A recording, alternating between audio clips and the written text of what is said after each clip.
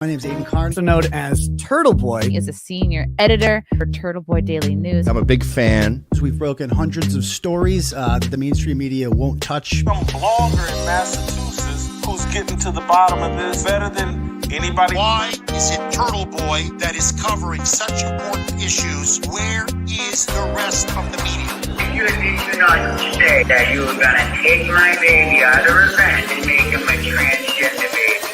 Stop it. Don't you want to ask some questions? I know you do. I do. I know you do. People don't like the things that I say and want me to stop saying them, but I won't. I'm never going to stop. These are the kind of stories that must be told. Hello, welcome Turtle Riders.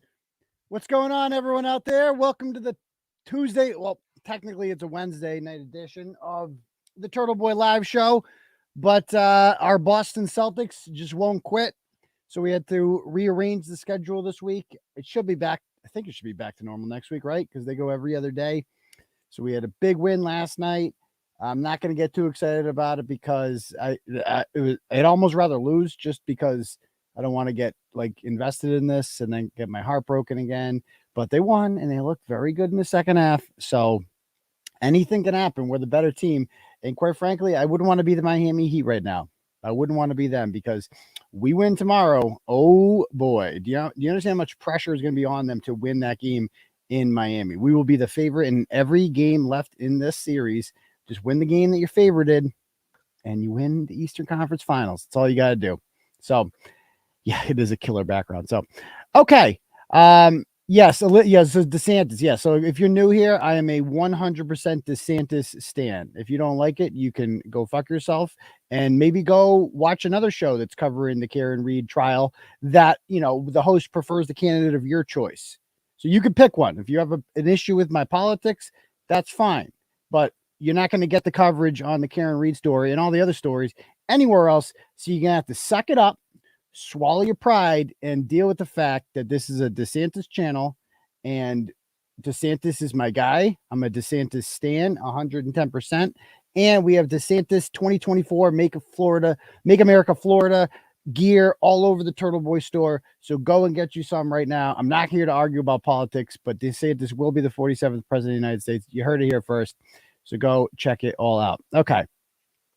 Anyway, guys, I have gone ahead and I've shared the link to the stream on the various social media pages that I run. So please go give all those a like, a follow, whatever. On Facebook, my personal account is 𝗿𝗏𝗏𝗏𝗏𝗏𝗏. We also run it. We have a Turtleboy page that you should follow as well. It's got like 21,000 followers. Clarence has like 33,000 followers, I think. And then there's the Turtleboy OnlyFans page. It's important you follow the Facebook because, like today with YouTube, the stream just didn't work for some reason. So make a Facebook page just to follow Clarence. You'll be good. And on Twitter, I am at Dr. Turtleboy. That's DOCTOR Turtleboy. Because if Jill Biden is a doctor, then I'm definitely a doctor.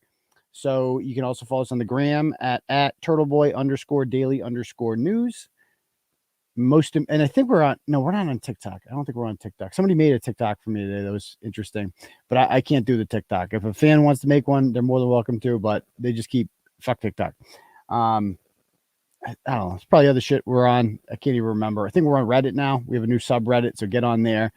A lot of whiny people on Reddit, but we're starting to grow with this story. I'll tell you that much. Even the people that hate us the most are like, what can you say about this story? Like 99% of the public agrees with our coverage of this story. Unfortunately, that 1% is the people that run Norfolk Superior Court and, you know, the Norfolk County District Attorney's Office. Therein lies the problem. But we'll get to that. If you're new here, make sure you smash that subscribe button for me, because we do this every Tuesday and Saturday night at 9 p.m. as long as the Celtics aren't on or the Patriots or something, because I usually go to Hooters and watch them lose, but I still live stream from there. Hit the notification bell, because if I do an impromptu stream like I tried to today, you're going to want to get notified of that. Did you guys get a notification for today's stream, or did you just all know to come? Because I definitely made sure I put a link to this in the blog today to let you guys know about it. And yeah. Okay. So there's that. Also, I'd highly recommend, we are streaming right now on Rumble. I'm going to go ahead and reshare that on Rumble. We got 77 people over on Rumble. Rumble is like the free speech alternative to, so no notification, and still all you people here. Cool. Oh, Paige got notified. All right. So they were sending out notifications. Cool. Rumble is kind of like the free speech alternative to YouTube, because YouTube is going to take us down. Like, let's be serious. Like, it's nice. We've got like almost, I think we passed 34,000 subs today. So that's cool. But it's like, they're going to, I don't think we'll ever live to see 100. I don't think we're ever, like, I picture them taking us down before that. I just don't trust these guys. They take down content all the time. It's horrible, but it's the world's third most traffic website, so we'd be stupid not to use it. But it's good to have backup. So Rumble is the same thing as YouTube, except they don't censor. So just go create a Rumble account. I have 105 people on Rumble. Pretty cool. Like, I see Spammy over there. I see CMGA, the public watchdog. I see and Spammy again, and 𝗵𝗂𝗄𝗏. So there's some cool people over there. Obviously, we got 1,500 on YouTube, so it's a little larger, but all good in the good. Yeah. And give us a like too. Those really help when you guys hit that little thumbs up button. If you're on your phone, you have to X out of the live chat, hit the thumbs up, then go right back to the live chat. Keep up with it. So you can do it like that. And it really helps if we can get to like 1,000 likes, 1,000 thumbs up. That really helps with the algos. Leave a comment afterward. Let us know what you guys think, man. So we got a lot to go over today. So, also, if you guys like the program and you want to donate, unfortunately, what you can't do is do the super chat function like on other channels, because we have been demonetized because we had the wrong opinion about President Biden's vaccine mandate. I can say that now because we have nothing to lose on here. I could say the word vaccine, and we were against the vaccine mandate, and we were not allowed to accept your money after that. So we built our own. It's called Turtle Chat. And they don't take 40% like Google does. If you click at the link at the top, that brings you to a donation page called Turtle Chat. You can donate whatever amount of money you want. When you do that, you get to write a little message. I will get an email notification with the message, and I will read it out loud to the class. Like, for instance, the last one I received is from Steve. He sent me $25, and he said, "Your content got me through a month stay in the hospital." Nice. Wow. Aidan is the best, most loyal, and dedicated to reporting to his people. Nobody cares or puts in more time. Thank you. Well, I really appreciate that, Steve. Very kind of you. Hope you're feeling better. Glad to help you get through those tough times, though. So anyway, again, that's how you can do it. You can also cash at me at $sign Uncle Turtleboy. I'll get a notification on my phone, and I will read that out loud to the class as you do that. Okie dokie. So let's just jump right into what happened today. Let me bring up the blog first.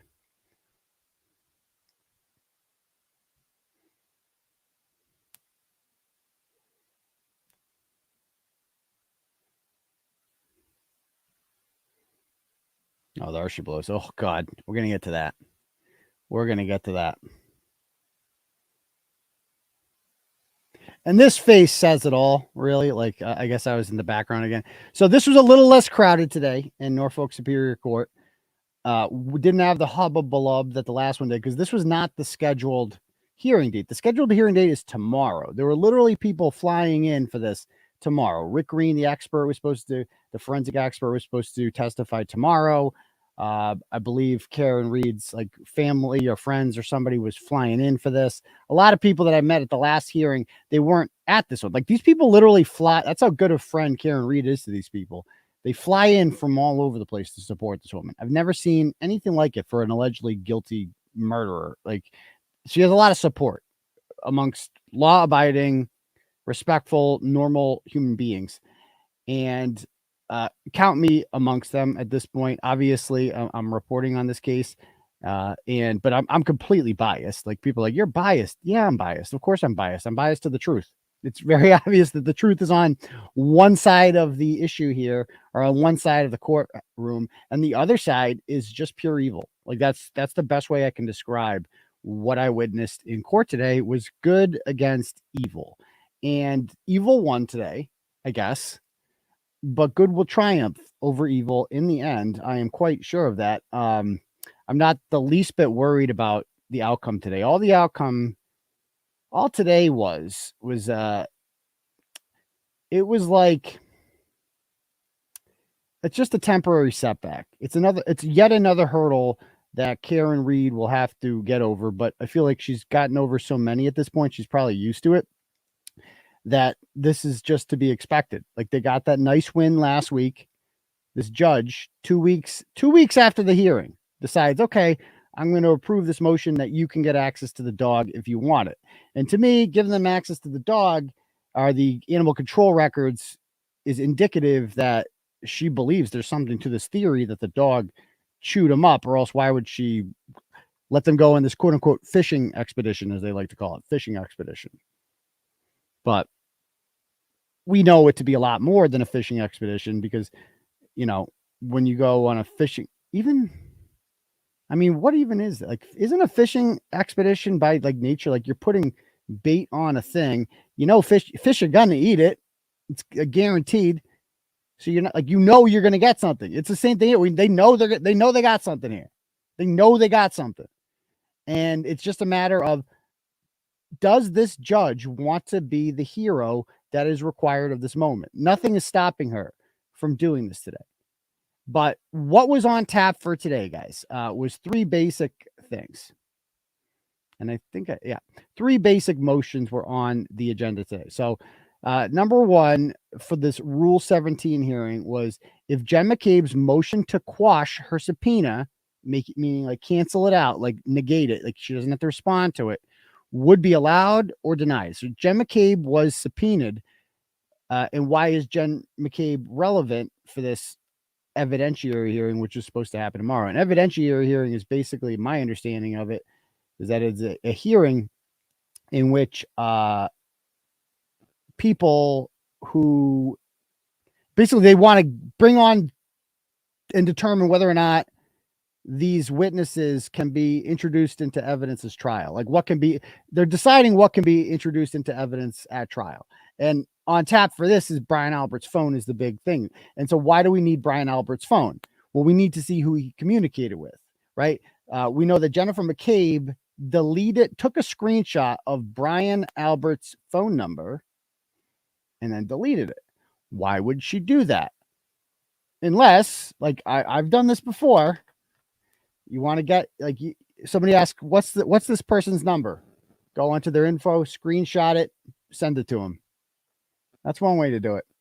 Or maybe she was deleting Brian Albert as a contact in her phone and wanted to have it, like if she wants to delete any sort of ties to Brian Albert, she could just delete him as a contact and then before she does that, take a screenshot of his number. So in case she needs to contact him, she can just go look at the screenshot and type it into her phone that way. I mean, you tell me. I mean, these are things that Jennifer McCabe could ask.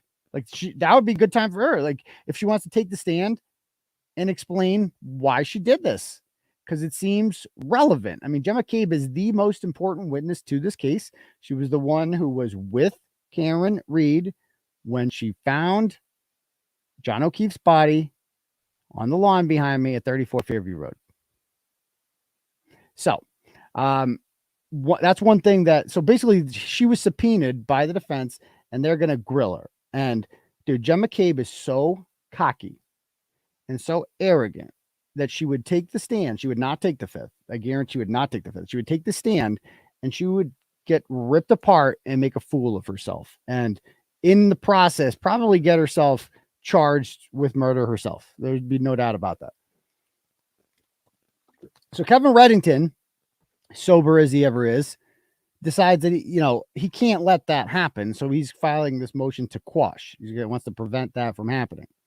Brian Albert's attorney, a young preppy looking little lad by the name of Greg Henning, his attorney, decides that he's going to file the same thing. 15 minutes apart. Like, both of these people filed like identical motions to quash within minutes of each other. And they filed these motions 2 days before the hearing. Jen McCabe was subpoenaed 2 weeks ago. And she waited until now when Alan Jackson and Elizabeth Little are in the air coming from Los Angeles, flying in at Karen Reed's expense. And so is Rick Green flying in from Florida at her expense. And they decide, well, we don't want them to be able to, we don't want them to testify. Why wouldn't you want them to testify? What are they hiding?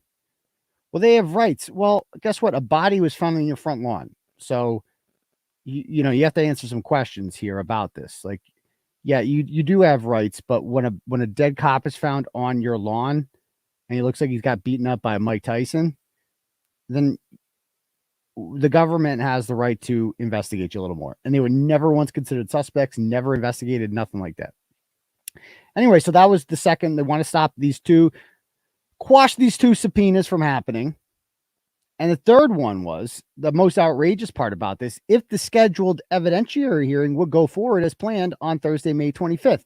Now, in part 38 of this that I published this morning, it shows emails sent by Adam Lally in April in which he says, you can bring whoever you want as a witness at the evidentiary hearing. Like, literally, that's what he said. And I guess he didn't think that they might bring these guys in.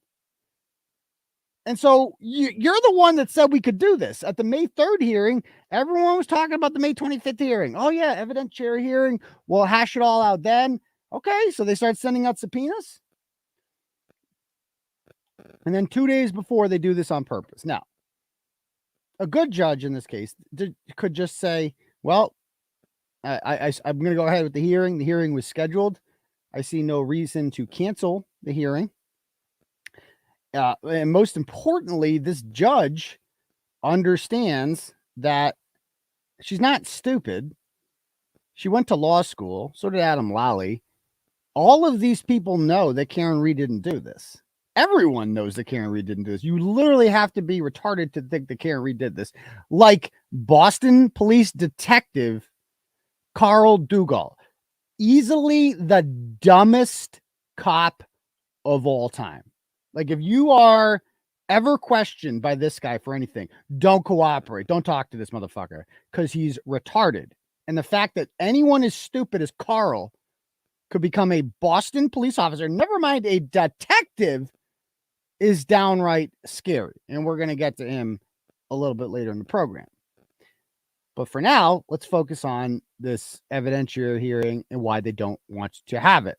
So, first person up to speak was Greg Henning, and he gives his whole speech about how, blah, blah, blah, legal jargon. And I don't really understand all of it, but, and neither do you, but, he's going to oppose it and he's going to cite some case law and blah, blah, blah, blah, blah. And it really could go either way with these judges. Like, there's nothing. Hold on one second. Let me make sure I got this window up. Where'd it go? Okay, here it is.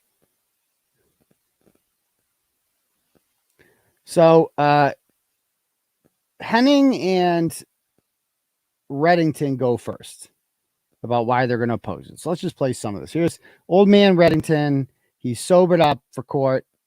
And like you see, I got plenty of leg room back there. I'm the guy in the, I don't know what color you call that, like aqua teal. And by the way, I was sitting next to a woman during these court proceedings who happens to be John O'Keefe's last girlfriend before Karen Reed. And John and his other girlfriend was also in the courtroom. And let's just say John O'Keefe, it's impressive. Like this guy could have had any woman he wanted. Like that's just like this guy was well liked, obviously. And obviously, like the ladies liked him. Like, it just seems that way. And maybe that's why these guys didn't like him. I don't know what their motive was to kill John O'Keefe, other than Colin O'Keefe doesn't like him very much. And Brian O'Keefe Colin Albert doesn't like him very much. And Brian Albert wanted to teach him a lesson. But the mere fact that this woman was sitting next to me, who is the last girlfriend of John O'Keefe before, and she doesn't, you're not supposed to like the next girlfriend, right? You're not supposed to like the girl that replaces you, the woman that replaces you.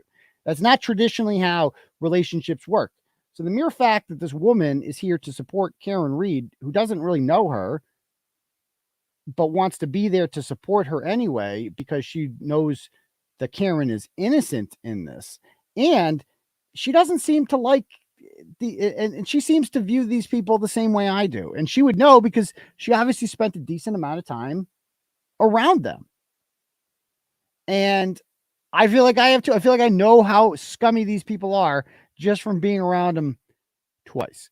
So here's Old Man Reddington explaining why he believes that his client should not have to testify. Two, obviously, a spurious, if you will, summons to put her on that witness stand with the sole purpose and event, hoping to embarrass, hoping to obviously intimidate her as a witness. So I would ask that the court would allow the motion to quash the subpoena, just as Mr. Henning did. All right. Thank you very much. All right. Now I'll hear from Ms. Reed. Thank you, Ron.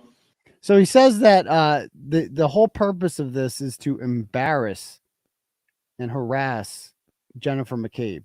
Why would she be embarrassed? All she has to do is tell the truth, right? There must be an explanation for why she Googled that. Everything she did as an act, I mean, it should be real simple to clear up. And what's harassing about it? You're a key witness. You've made yourself a witness in a murder trial of a police officer. You've put yourself at the center of this. Coco didn't do any of this shit. Coco went to bed. You could have been Coco, but instead you were Miss Google. That's what you did. And you were Miss Let's Go for a Ride. You chose to involve yourself in this. So anyway, these two individuals, where was I this? Okay. So harassing, you want to know who's being harassed? How about Karen Reed? I feel like her life has been, I feel like harassment might be an understatement about what's happened in her life. It's literally been tipped upside down.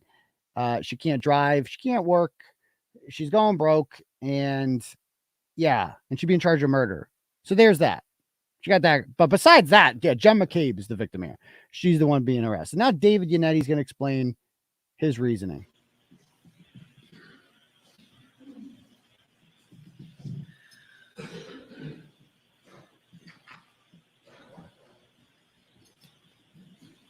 Your Honor, both of these motions to quash should be denied. The attorneys for Brian Albert and for Jennifer McCabe are essentially arguing to the court that in the usual course of business, we generally don't see evidentiary hearings when Rule 17 motions are filed. This is not the usual circumstance. The usual circumstance is a Rule 17 motion is filed, it's supported by an affidavit, it's supported by a memorandum of law, and then there's oral argument regarding whether the affidavit has made a sufficient showing with sufficient specificity to justify having tangible objects and or documents subpoenaed to court. That's not what we have here. What we have here is a Rule 17 motion that has been properly filed with supporting affidavits that justify the summonsing in of Brian Albert's phone and his phone records and Ms. McCabe's phone records. But then we have an opposition by the Commonwealth with a competing affidavit. So Mr. Albert's attorney says today that this court should just look at the affidavits and make a ruling on the motion. I posit to the court, how are you supposed to do that? How are you supposed to evaluate competing affidavits and then resolve issues that are strictly focused on credibility? The only way that you can do that, Your Honor, is by having those witnesses come to court, testify before Your Honor, subject to cross-examination, and then you make findings of fact which would allow you to then make rulings of law on the Rule 17. This person's got it right. This is exactly it, by the way. That is exactly it. Our expert needs to testify. Their expert needs to testify. In fact, we intend to call their expert as a witness first.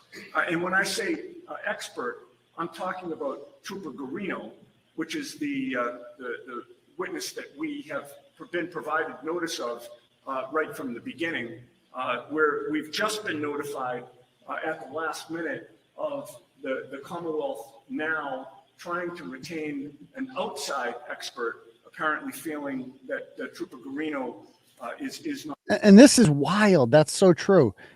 So the expert for the prosecution like Rick Green, a trained professional forensic phone expert who does this for a living, They're flying. He's independent. They fly him in from Florida. This is what he does. If shit gets deleted on your phone, he can find it. That's his thing. And that's how they got 𝗵𝗲𝗏. And I don't know if I've showed those clips. I did a blog on it, but I don't think I talked about it on the show. And maybe we can hit those up a little later. But 𝗵𝗲𝗏 was the woman, the mother, the former WCVB reporter whose son lied and claimed that Kevin Spacey gave him an unsolicited hand job in 2000, and I think it was like 19 or 18 or something like that. They went in there and gave him a little rub and tug against his will. But then they went through his deleted messages. They found all his deleted messages that his mom had deleted, showing that the kid partied. He thought it was a huge joke, all this shit. And Alan Jackson was the attorney in that. And that's why Alan Jackson was brought in, because he's good at cell phone stuff. And Rick Green, I don't know if Rick Green was his expert in that case, but he obviously knows cell phone experts that can come in and find this shit. And really, everyone should have access to that. You shouldn't have to be able to afford Alan Jackson in order to get justice when it comes to cell phones. Like, everyone should have access to that in a free country. But they don't. So luckily, Karen Reed was able to spend her entire life savings on literally saving life savings to save your life. How about that? I guess that's why they call it that. And now, like, who is the expert for the prosecution? Nicholas Guarino, Trooper Guarino. He's the one that when he handed over the extract of the entire phone to the defense, none of that shit was on there. None of the deleted stuff. The how long to die in cold, you name it. All like the phone calls at 607 and 608 to Nicole Albert. None of those, all the phone calls to Tom Beatty, none of them were on there. And where were they? You said you used all the Celebrate to bring all this over. So where's all this? Well, either Guarino is incompetent, which is quite likely because he's just a state trooper. I mean, this guy's a cop. He's not a cell phone nerd. He's a cop. And as you saw with Carl outside of court today, some cops are stupid, even detectives. Some of them are stupid.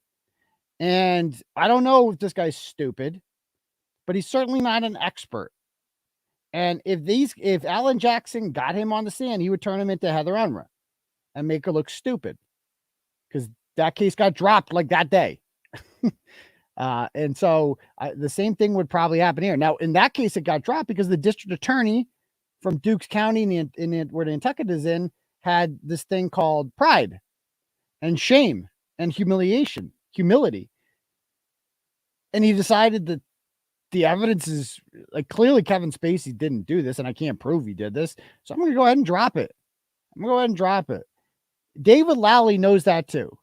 But David Lally, I mean, talk about no personality, just like the biggest piece of shit. And I confronted him today. That motherfucker ran from me. Why are you running, Dave? What are you running from? Little old me? I'm not going to hurt you. I just want to ask you some questions. You're a public servant. I literally pay your salary. I think you should explain to us why my salary is paying for you to lynch Karen Reed. And that's what we need to start calling this, guys. This is an attempted lynching going on in front of us right now. This is literally what a lynching is. When they try to string up some innocent person who they know they didn't do anything wrong because they need some sort of justice for an injustice that occurred on them. So all of a sudden they decide, no, it's not going to be Nicholas Guarino at all. He's not we have a new expert.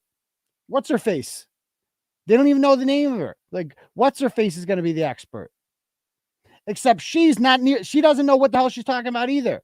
We can get into that later. I've reviewed it. Should know what the fuck she's talking about. So that's what he's talking about here. Just wanted to give you some context.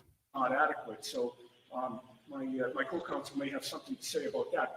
But He may. Your Honor, there needs to be expert testimony, first of all, to resolve this factual dispute. And once we have expert testimony, we have an evidentiary hearing. Despite the fact that the Commonwealth now says that they don't want an evidentiary hearing after agreeing to it, setting this date down, having the court rearrange its schedule, and having people fly in for it. Now they say they don't want one. They can't avoid it because The only way they avoid it is by conceding our affidavit. If they don't concede that affidavit, if they don't concede the factual underpinnings of our Rule 17 motion, then they're asking for an evidentiary hearing, because that's the only way that they contest it. So now we get to Mr. Albert and Ms. McCabe. If I can deal with them in the opposite order in terms of how they spoke. Sure. With regard to Ms. McCabe, counsel states that she's been interviewed, she testified before the grand jury, she's been cooperative, et cetera, et cetera. The one thing he did not say is whether she's been asked by anybody on the government side, or by anybody, period. Did you Google at 2:27 a.m. in the morning, 3.5 hours before anybody supposedly knew that John O'Keefe was lying on the lawn of Brian Albert's house, did you Google how long to die in the cold? Nobody has asked her that. There can be no more relevant question with regard to our Rule 17 motion. Exactly. We have made allegations in this motion that point to a third-party culprit defense here, Your Honor. Which is a valid Your Honor has defense. recognized Third-party that culprit is a culprit valid defense. in your prior ruling, And you're allowed to on our pursue motion that. for animal control records. It is a credible theory. We believe at the end it will be revealed to be the truth in this case. In order to pursue that theory, ultimately, after the evidentiary hearing, we'll be arguing that we need Brian Albert's phone, which is both relevant and material. But again, that will be an argument for a later time to be made by my co-counsel. So now we're at the stage where we need to prove the factual underpinnings of our motion. And part of the reason why this is not a motion to reconsider any prior ruling that the court made, it's a brand new motion, that's because we have brand new information. Since we filed the last motion, we've had the opportunity to go through Ms. McCabe's phone. We've seen that Google search. We've seen all the deletions that she's made. But first of all, this is why we can't. You need to be muted. Like, this is why we can't have nice things. Like, who is the moron who hasn't figured out? We've seen, as mute? our expert has averted, in support of this motion, 18 phone calls that were deleted, 2 of which went to Nicole Albert, 1 of which went to Brian Albert, shortly after my client discovered John O'Keefe's body on the lawn of Brian Albert's house. The call to Brian Albert was deleted. Ms. McCabe, we have averred with specificity, took a screenshot of Brian Albert's contact information, which would lead you to believe that she's sending it to somebody, but then she deleted that screenshot later in the day. Yep, There were might do that. multiple deletions. So we need to prove that. These are allegations that we've made in an affidavit supporting the Rule 17 motion. The Commonwealth has contested it, and now the Commonwealth is taking the position, and Ms. McCabe's attorney is taking the position that, oh, okay, we're contesting that this ever happened. My client's innocent. She was just cooperating with the government. And yet, we don't want you to ask her any questions about it. She possesses that information. She has relevant and material information about what was on her phone or not on her phone, what she did or didn't do, and that all contributes to our basis to ultimately get Brian Albert's phone. With regard to Brian Albert's attorney's argument that we don't know what's in his phone, and we are just on a fishing expedition, that couldn't be further than from the truth.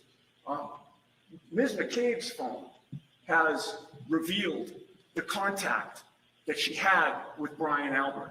We know that there are going to be records of that call that she made to him that she deleted from her phone.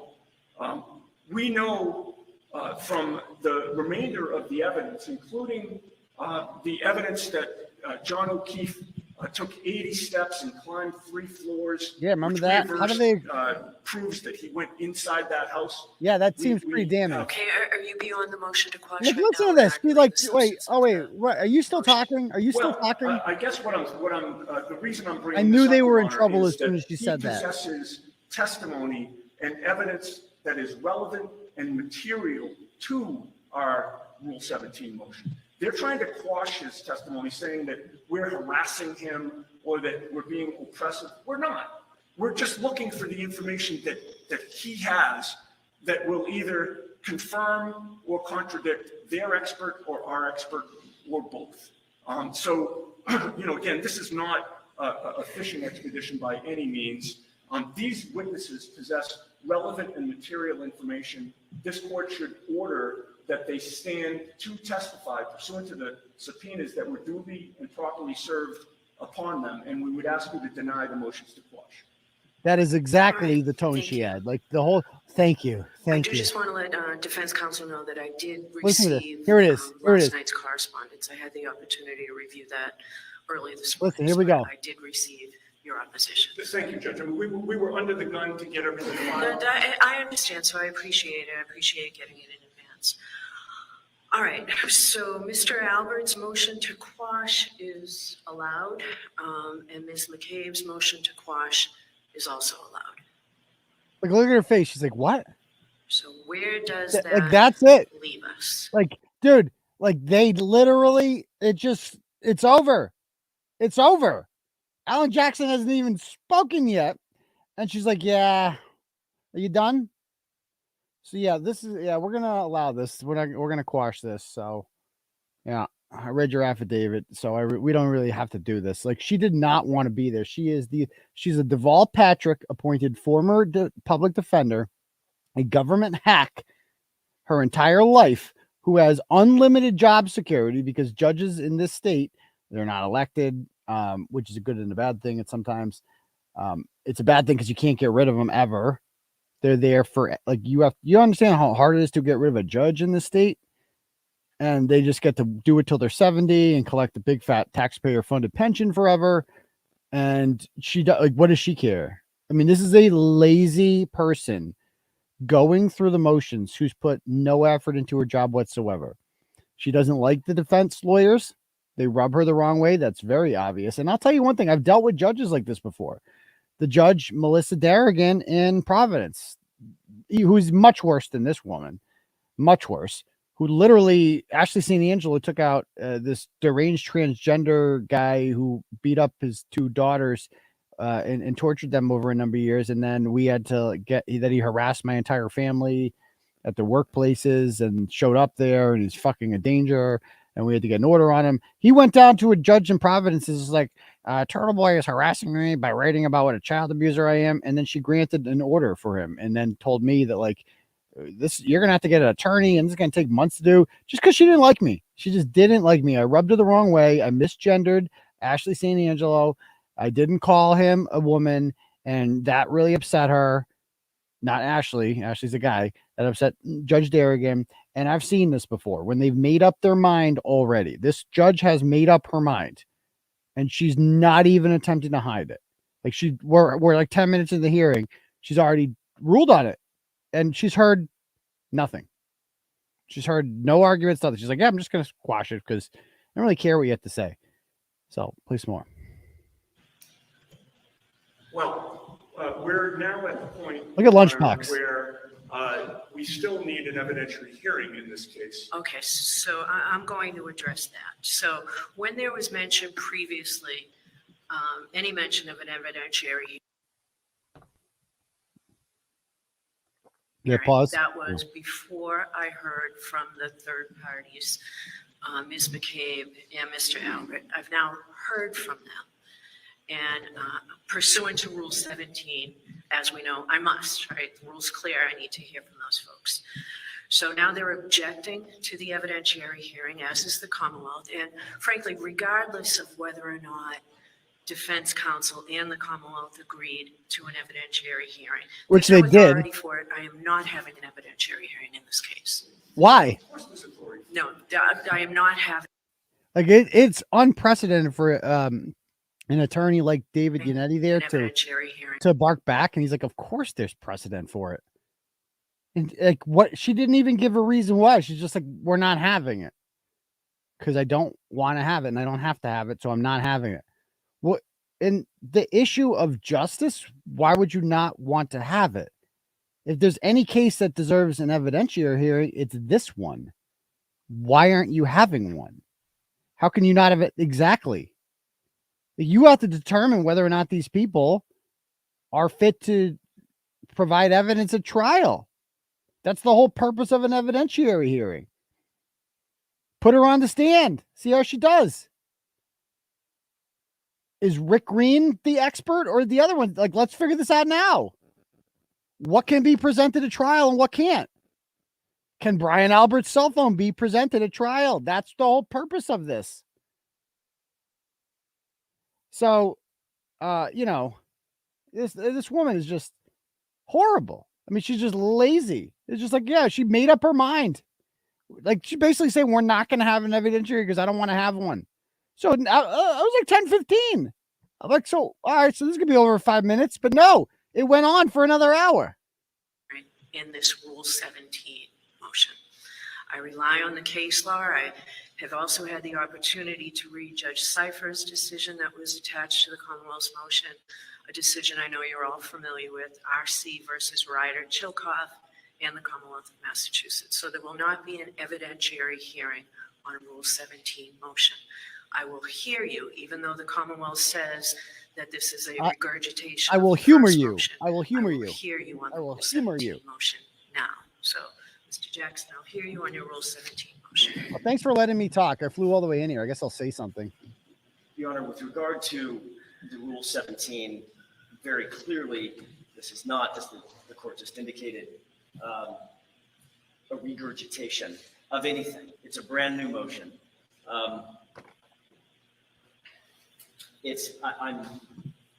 I understand and respect the court's ruling. I am confused, and I must say I don't quite understand the court's ruling, given the fact that the Commonwealth has taken such a vigorous position in their affidavit on the facts that are averred in our Rule 17 motion. It seems to me that would be the perfect opportunity, even if it's limited to the experts on the issue of the Google search. Okay, so I understand, Mr. Jackson, that you wanted an evidentiary hearing. There will not be one. Like, So what a let's hear cunt. you on the merits. Listen to this of the woman. Rule 17 motion. Your I know. rights are saved. That's clear. Your rights are saved. Are you done here? Are you done here? With regard to the Rule 17, our question would be, what is the Commonwealth so desperately afraid of? Good question. Why are they so desperately afraid of us getting the materials, the documents, the data, and the physical phone that we've sought, respectively, under the Rule 17 motion for Brian Albert's phone and the data associated therewith, for Jennifer McCabe's cell phone data as it pertains to the cell records? What are they afraid of? They seem to be desperately fearful that we're actually going to get to the truth of what actually happened on January 29th, 2022.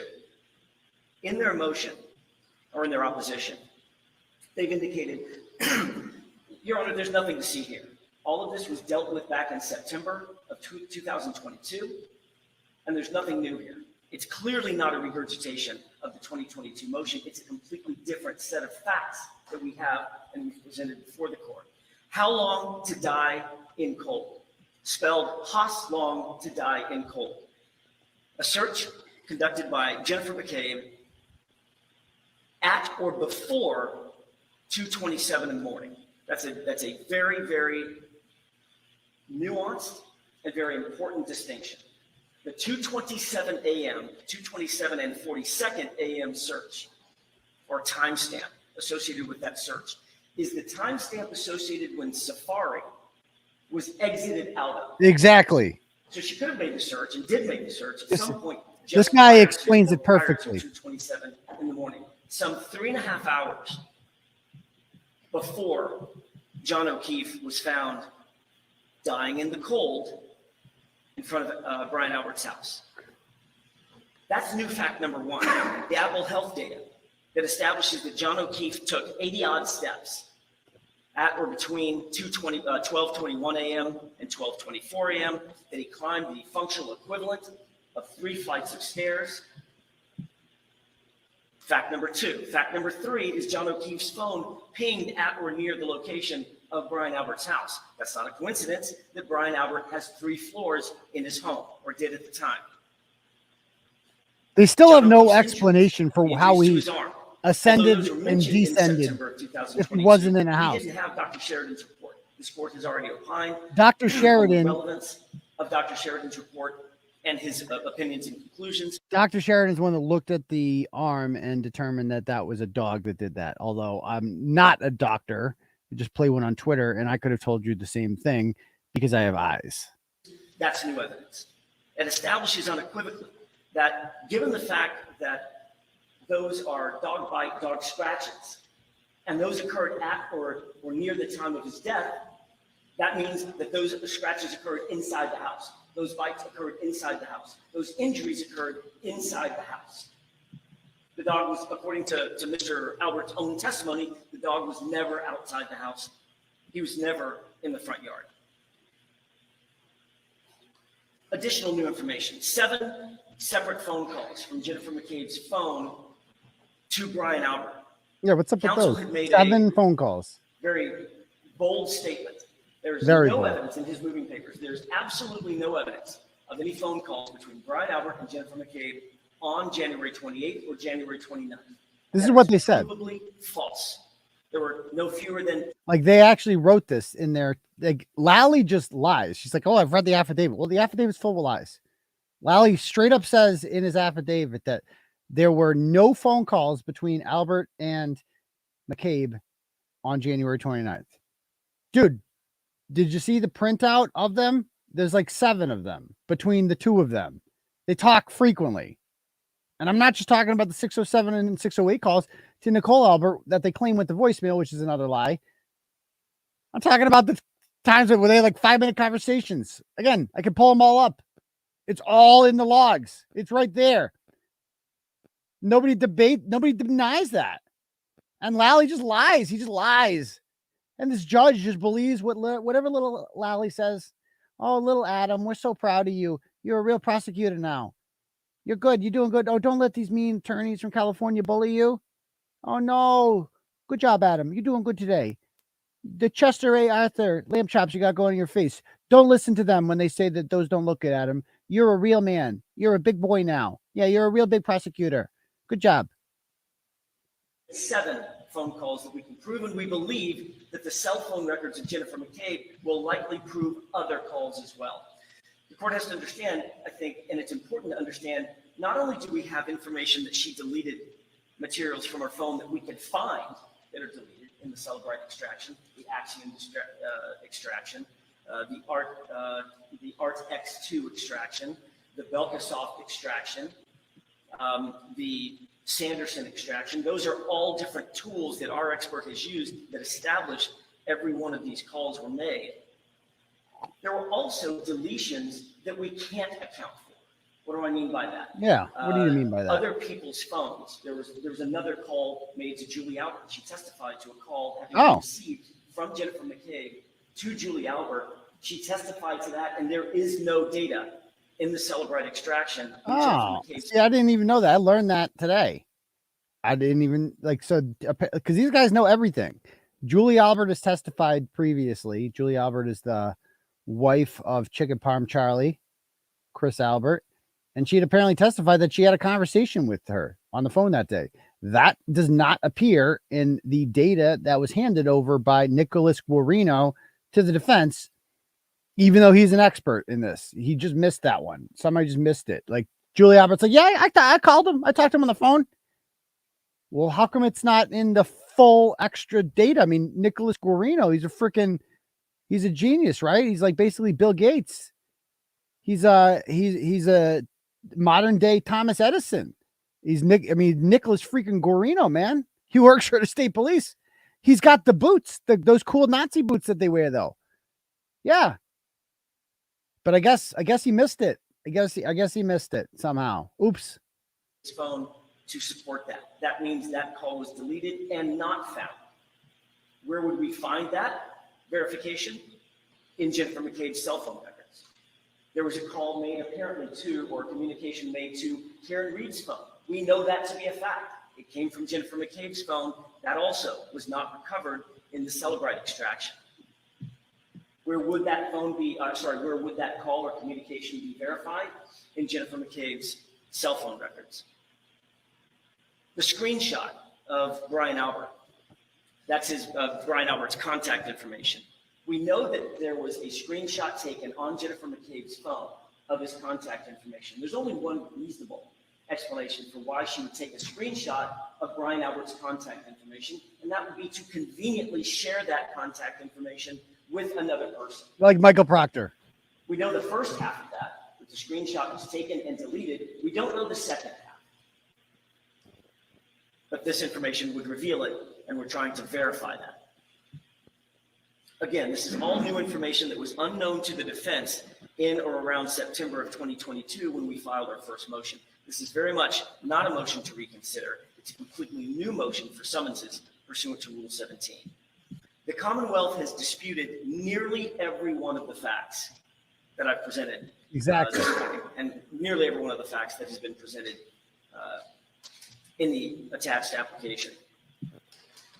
In doing so, the prosecution has clearly created the issues that have to now be resolved by the court. Right. The court has the competing affidavits. Right. I believe that we have made a valid showing of relevance, materiality. We have to have the information in order to propound and present the third-party culpability defense, which the court noted in its ruling on the Rule 17 motion associated with the dog records, the animal control records. That's exactly what we're trying to do in furtherance of that with relation to Brian Albert's phone and the data associated therewith, Jennifer McCabe's phone, which we already have, and the concomitant information surrounding that phone, which would be her cell phone records. We know that the cell phone is not complete. Her records would be more complete and paint a more complete picture. We know that Brian Albert, and by the way, there's nothing close to a fishing expedition in this case, which is what that's the safe harbor that counsel constantly runs to. And by the way, it's like this has to happen because one side, like the defense has gotten an expert who says a lot of really incriminating things about Jennifer McCabe that can exculpate his client and get these charges dropped. But then the prosecution is saying, no, all that stuff is wrong. You can't go forward unless we determine who's right and wrong here. There cannot be two sets of facts. And that's what needs to be determined at the evidentiary hearing is what side of facts is the right side. Facts are facts. They're not opinions. They're not theories. They're either one of these is true and one of these is not. Let's figure this out so we have something to operate based off of moving forward. And she's like, no, I don't want to do that because Adam did a good job today and I'm really proud of him. Gold star. Yay. When they don't have anything else to argue. Oh, no, you can't let the defense actually propound their theory of liability, their third-party culpability theory of liability. We don't want them to be able to go there because it's just fishing. Well, the twist under Massachusetts law is that we don't know what we don't know. That's true. But we have a good faith belief that information relevant and material to our defense of third-party culpability, third-party liability is in the phone and is on the records, in Brian Albert's phone and Jennifer McCabe's records. And that's why we've asked for these things. We have not made this overly broad. It's highly tailored. It's highly narrowed. And all due respect to counsel's suggestion that witnesses are being harassed, we didn't pick these witnesses. Yeah. We didn't pick any of these witnesses. What? Picked the witnesses. They're the star witnesses, right? Chose to move forward with the allegations against Karen Reed. Yeah. And the facts of the case chose the witnesses. Right. We didn't pick Brian Albert out of the hat. It was his house. The body was in his house. People to see 𝗟𝗲𝗄𝗏 alive. It was Brian Albert's yard in which John O'Keefe died that morning. It was Brian Albert that Jen McCabe was talking to throughout the day on the 29th. 7 different calls that we're aware of, at least one of which she tried to delete as she tried to sanitize her phone before turning it over to the police. These are witnesses that are highly relevant and highly material to our production of evidence in furtherance of a third-party culpability defense to which Ms. Reed is richly entitled. And by the way, I completely agree with this, and this has been my theory coming outside of court. I talked to Karen's mother, actually. I told her this on the way out of court today. Lovely people, by the way. And I said, I'm like, I think that they want to lose. Like, I think they want to take this. I think their goal is just to get this to trial, and they know it's not going to win. Dude, if you, to win, to convict her, you got to find 12 people that are somehow convinced by this moronic, idiotic presentation of evidence by the Commonwealth beyond a reasonable doubt. Like, this is not even remotely close. Like, not even remotely close. You think 𝗵𝗄𝗃 cares? No. They want to lose just so they can throw their hands up in the air and say, we tried. We tried. And that way, Michael Proctor remains untouched. Like, he could still testify in the Brian Walsh trial because he still has his credibility or whatever. And all of this stuff is just, stuff written on the internet, stuff written on Turtleboy, stuff written on whatever other media outlets finally jumping onto this. They want to lose. And that way, I've said it before and I'll say it again. They want to turn her into OJ. That's their goal here. They want to OJ her. And they want to say, well, we tried. She was guilty of sin, but what can you do? The jury system. Sometimes the juries get it wrong, but we tried. And that way they don't have to go after the real killers, because the real killers in the OJ thing were obviously not real. It was him. And that's the way they would treat this. It was obviously her, and she got away with murder. And that's the way they're going to make it seem. And I hope Paul O'Keefe is ready for that, my dude. I hope you're ready for that, my guy. And my question for Paul O'Keefe when I spoke to him then, and I'll ask him again, is what are you going to do then? When, not if, when Karen Reed is exonerated for this. Either the charges will be dismissed or this will go to trial and she will be acquitted. And it will be the fastest acquittal you've ever seen in your life. You will not assemble a jury of 12 that will convict this woman. It is not going to happen.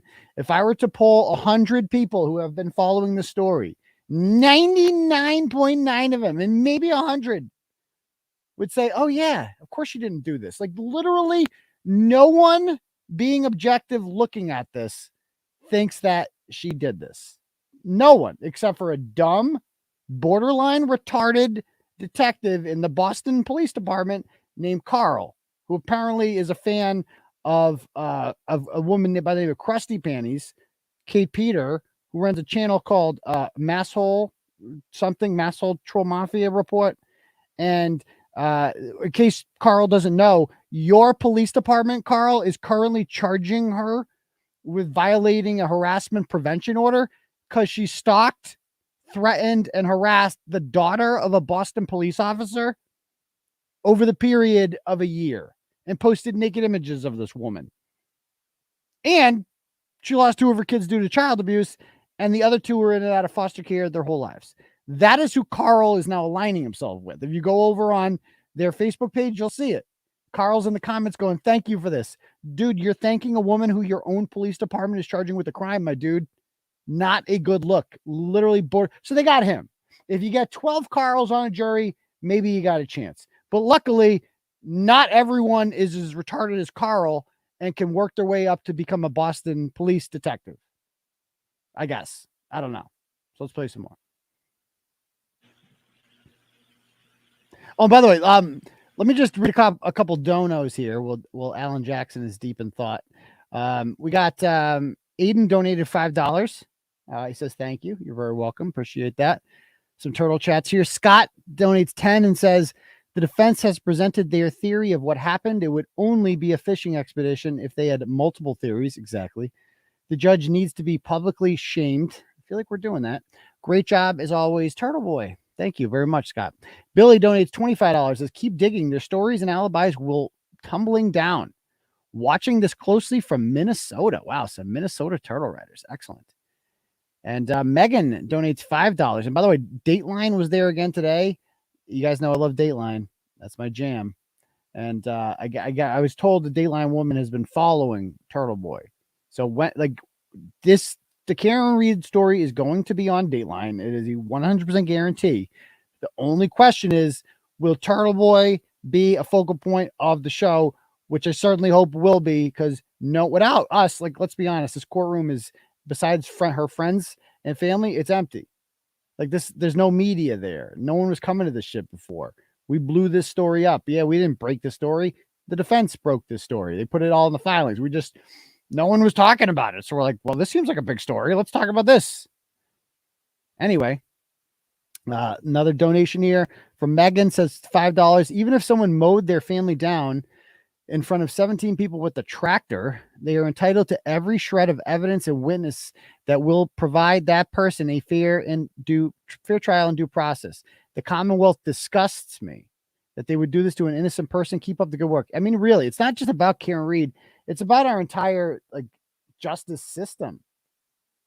It's about our entire, who feels safe in a system like this where we can't trust our institutions to be fair. So I also got a Cash App here from, this one is from, let me read this.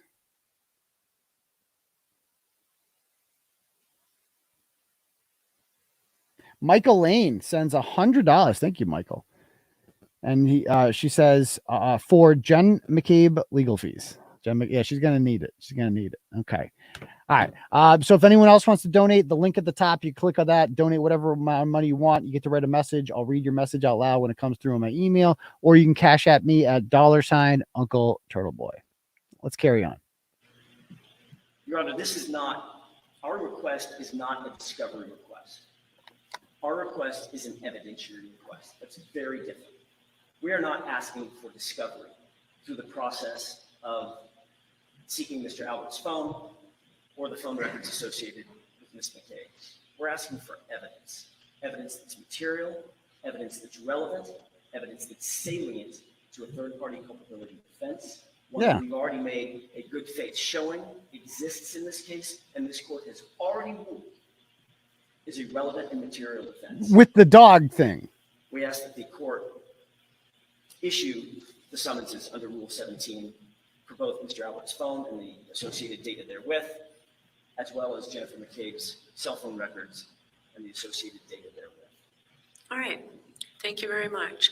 Mr. Lally, I'll hear from you, but am I also going to hear from Mr. Albert's lawyer, and am I going to hear from Ms. McCabe's lawyer as well? We'll call on you afterwards. I'm going to hear from Mr. Lally first. This is good. Watch this. Thank you, Your Honor. Your Honor, the Commonwealth request that Your Honor, I'm sorry to interrupt. If Mr. Lally, or if the court could gently ask Mr. Lally to address the court from the podium. Oh, sure. Can you go over there? It is my turn. Oh, absolutely. I'm going to ask you to keep your voice up so I can hear you over here from there, please. Understood. I mean, the way they have this set up, I'm glad he did that. It's ridiculous. Your Honor, the Commonwealth requests that the defendant's Rule 17 motion be denied. This isn't a situation where the Commonwealth is afraid of evidence being produced. Yeah, look at this. Who does this guy think he is? Chester A. Arthur? What is going on there, pal? With the lamb chops. Who does he think he is? Look at this. Oh, are we crapping out here? Hold on. Is this working okay? Did I freeze? Oh no, we're moving. All right. Anyway, let's go back. I just got distracted by the lamb chops. Or desperately afraid, as I believe it was characterized. It's simply that counsel and the defendant need to comply with the rules and need to actually state actual facts and actual evidence, as opposed to the fanciful fact section that's been submitted to the court. This case does not, as counsel suggests or states pretty plainly, hinge solely upon the testimony of Ms. McCabe. The statements and testimony of other witnesses, the forensic evidence, the video evidence are conjunctively simply hard to reconcile with counsel's facts, even assuming everything appeared in their motions and affidavit is true and accurate, which I submit that it's not. The predominant amount of statements made by the defendant to this witness, being Ms. McCabe, were made by the defendant in the presence of additional witnesses, which is conspicuously absent from counsel's recitation of those facts. Counsel states in the motion that the defendant, quote unquote, has always I know the hair gel is the story ridiculous. for leaving Mr. O'Keefe at the Fairview residence and calling him repeatedly to ensure that he was safe. LA within the looks. home. The defendant, over the course of the investigation, said a lot of things to a lot of people. She talked to a lot of civilians. She talked to a number of troopers. Yeah, she was in Involved distress. in the investigation. This story was never presented, not once. What story? She did present varying accounts to varying people as far as when she last saw Mr. O'Keefe, what happened with Mr. O'Keefe the last time that she saw him, but never this particular version of events. The defendant seems to suggest that the body of Mr. O'Keefe was discovered that morning by the defendant and Ms. McCabe. However, Ms. Roberts was present with him at this time as well, but remains absent from counsel's recitation of the facts. Counsel further states that Ms. McCabe, quote unquote, inserted herself into the defendant's search that morning for Mr. O'Keefe. However, it was the defendant that awoke the victim's niece at approximately 4:30 in the morning, had the niece repeatedly call and text Mr. O'Keefe, and then asked for or instructed the niece to call Ms. McCabe at 4:53 in the morning. So this suggestion that Ms. McCabe is up all night pacing around her bedroom, or that she's shockingly awake at 4:53 in the morning and answers this call from the defendant. She answers the call from the victim's niece, and then the victim's niece. Wait, see how he changes there? He changes his thought process mid, like, sentence, mid statement. Did we freeze? He says this idea that the defense is from the defense that she's just up all night pacing, and that she got a call from her. No. She got a call from the niece, not from Karen Reed herself. What does that have to do with anything? The question, dumbass, that any normal person asks right now is, why the fuck was she awake at 4:53? Who the hell is awake at 4:53 after a night of drinking? She was pacing around according to her Apple Health shit, because she's nervous as shit. She's awake. It says it. This idea that she was pacing around can't possibly be true, because actually it was the niece that called, not Karen Reed. What the fuck does one thing have to do with the other, dumbass? Like, what? He's like basically saying, well, this can't be true because this completely other irrelevant thing isn't true. What? I mean, this is all they have. And a competent judge steps in and is just like, wait a minute. Can we clarify what you're talking about there, Sonny boy? But no, it's like, I use this comparison today. It was like watching a mother watching her kid play the piano at a recital, knowing he hasn't practiced all week, and she's just like giving him leeway. Okay, you'll do better. Or the kid that, like, the loser kid on the softball team, on the baseball team that can't get a hit, so they just keep pitching it to him. They just keep throwing it to him. Eventually, he's gonna get a hit, and then you let him run around the bases, and then he scores, and everybody goes, "Yay, Adam! Have some more hair gel." And the lamb chops look great. You look like a real man. Don't let anyone tell you that's not a good look, Adam. You look great. You look great. At the instruction of the defendant, puts the defendant on the phone. And that is how this search, or how this issue begins. The defendant initially tells Ms. McCabe that she last saw the victim at the waterfall. When she's then subsequently informed by Ms. McCabe that she had seen, being Ms. McCabe, had seen Mr. O'Keefe and the defendant leaving the waterfall together, and further seen the defendant's vehicle in front of the residence on Fairview, the defendant then indicates that she left Mr. O'Keefe on Fairview after they had gotten into an argument. These aren't just statements that Ms. McCabe testified to. These are statements that the niece overheard while Ms. Reed was talking to Ms. McCabe on the phone. She provided an interview, a sane interview due to her age, and indicated and corroborated those statements Ms. McCabe attributed to the defendant. The delay that counsel appears in the motion that Ms. McCabe caused in Ms. Reed's frantic search or trying to get to the residence on Fairview, the evidence demonstrates from Mr. O'Keefe's ring video that the defendant left Mr. O'Keefe's driveway at approximately 5:08 in the morning from the ring camera. She does not arrive for approximately half an hour later at Ms. McCabe's home. And the information from her phone and the information from the video from the Canton Public Library and from the temple indicate that during that time frame, she travels towards the waterfall. She travels in the direction of the Fairview residence. Who cares? So any delay that was caused in her getting to that residence with we're Ms. crapping out McCabe again. and Ms. Roberts was her own doing and not that of Ms. McCabe. Now, the defendant also states that Ms. McCabe stated to Trooper Proctor that while they were searching for Mr. O'Keefe, the defendant repeatedly asked, "Could I have hit him? Did I hit him?" Did I crap out there? Hold on.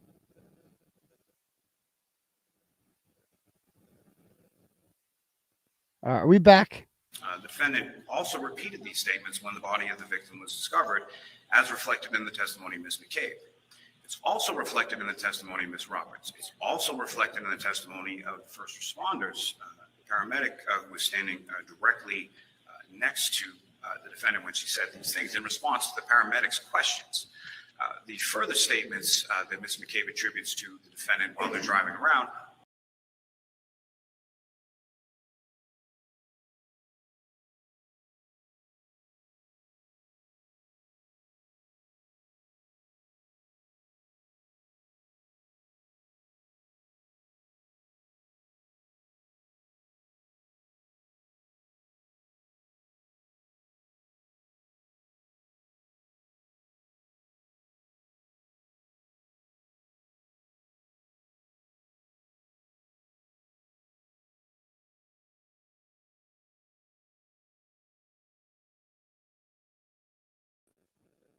Are we live? Are we back?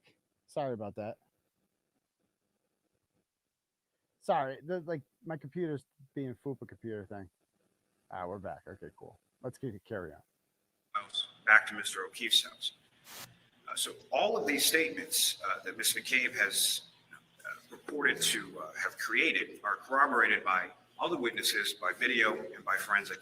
This is all they have on her. Is the new revelations or the new evidence that Counsel 𝗵𝗏s was withheld from the defense that Mr. Green has apparently uncovered. Mr. Green has apparently uncovered. Yeah, like he's some moron. Not smarter than you, lunchbox. This is their entire argument and their entire body of evidence is from her statements. It's literally my cousin Vinny. It's I shot the clerk. I shot the clerk. She said, "Could I hit him? Did I hit him? Oh my God, did I hit him?" Because she's thinking what the fuck happened to him? She's thinking out loud. She's experiencing trauma. She has just been told in the car, "Did you do this?" It's been put in her head by John McCabe. "Did you do this?" Because what other logical explanation can Karen Reed reach? That a plow did it? What, did she think he got beaten up and murdered in there and thrown out in the cold to die? Why would she ever think of that? Who would do that? But apparently, over time, that has become the only plausible explanation for what happened. So literally, that's all they have is her statements at the time. That is all they keep going back to. It's specious at best. It's from the affidavits or the reports that were subsequently done by Trooper Garino and an independent forensic experts that our office hired in regard to this, whose qualifications are contained within the attachment that I filed with the court, approximately a 21-page resume that she has in this particular field. She teaches in this field. She writes in this field. Well, who is she? And she comes to the same conclusion that Trooper Garino does, that those Google searches that are attributed by Mr. Green as happening at 2:27 and 40 seconds in the morning did not occur at that time. They were a result of the file being parsed from a write-ahead log or a wall file. He doesn't even know what any of this means. Oh, you write a wall file or what is that? Can you explain that to me? What are you talking about there? Because Rick Green's an expert on this. And again, the whole purpose of an evidentiary hearing is Rick Green you will have the chance, Lunchbox, to ask Rick Green about this. If you think he made a mistake, you have the chance to cross-examine him. Doesn't the judge want to see that? No, because the judge is just as corrupt as the rest of these assholes. Just a lazy, and no, is she in on the conspiracy? No, of course she's not in on the conspiracy. She's just a lazy piece of shit. She's a lazy government worker, man. And she favors her hometown boy. She doesn't like all this drama. She likes her nice, simple courtroom that no one's paying attention to. She doesn't like all this drama in her courtroom. Of course, she's going to side with Lunchbox here. Analogy that I would make as far as Mr. Green's analysis of the phone is very similar to counsel's recitation of the facts. It shows you one thing, but neglects to put it in the context of the rest of the facts, neglects to put it in the context of the remainder of the evidence. And what Mr. Green does is, yes, there is an indication in the phone that there is a search at 2:27 and 40 seconds in the morning. However, if you look behind that data as to when that entry was actually created, it's 6:23 a.m. and 6:24 a.m., which is while Ms. McCabe is on the scene in front of the Fairview residence with the defendant, conducting that Google search in response to the defendant's request to conduct that Google search. Oh, it was Karen Reed. It was Karen Reed's fault, guys. Karen Reed made her do it at 6:23. She made her Google how long to die in cold. No, stupid. She Googled how long to die in cold at that time because she thought that, like, if I Google it now, oh, maybe that will erase the other one that I did before.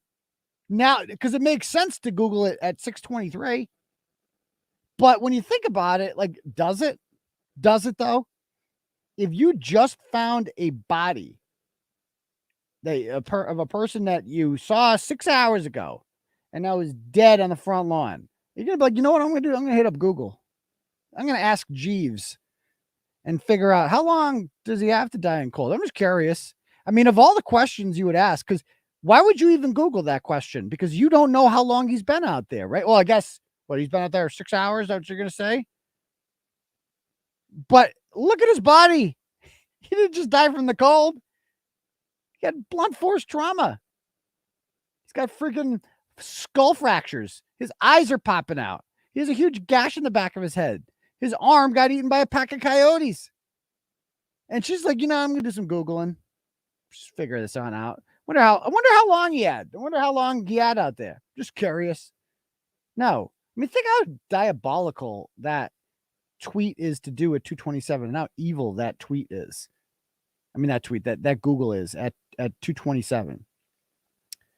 Like, that is a woman. That John O'Keefe is a human being. And she is just counting the clock down. Like, how long till he dies? How much longer do we have till he can't wake up and tell anyone what just happened to him? Fucking evil, man. I looked evil in the face today. I really did. Something to that effect. As far as these deletions within the phone, both forensic experts, being Trooper Guarino and Ms. High, indicate that these deletions are not something that is actively done by the user. So to simply say, oh, this information was deleted from the phone is not an indication that Ms. McCabe deleted that information. Oh, who else? Something that happens as data is stored, as data is set aside. Oh, it just deletes itself. Such things as this wall file. It just deletes itself? There is a search at 2:27 and 40 seconds in the morning. It's in relation to ozone basketball. Oh. McCabe also testified. Ozone basketball. Before going to the waterfall, her and her husband had gone to one of her daughter's high school basketball Yep. games.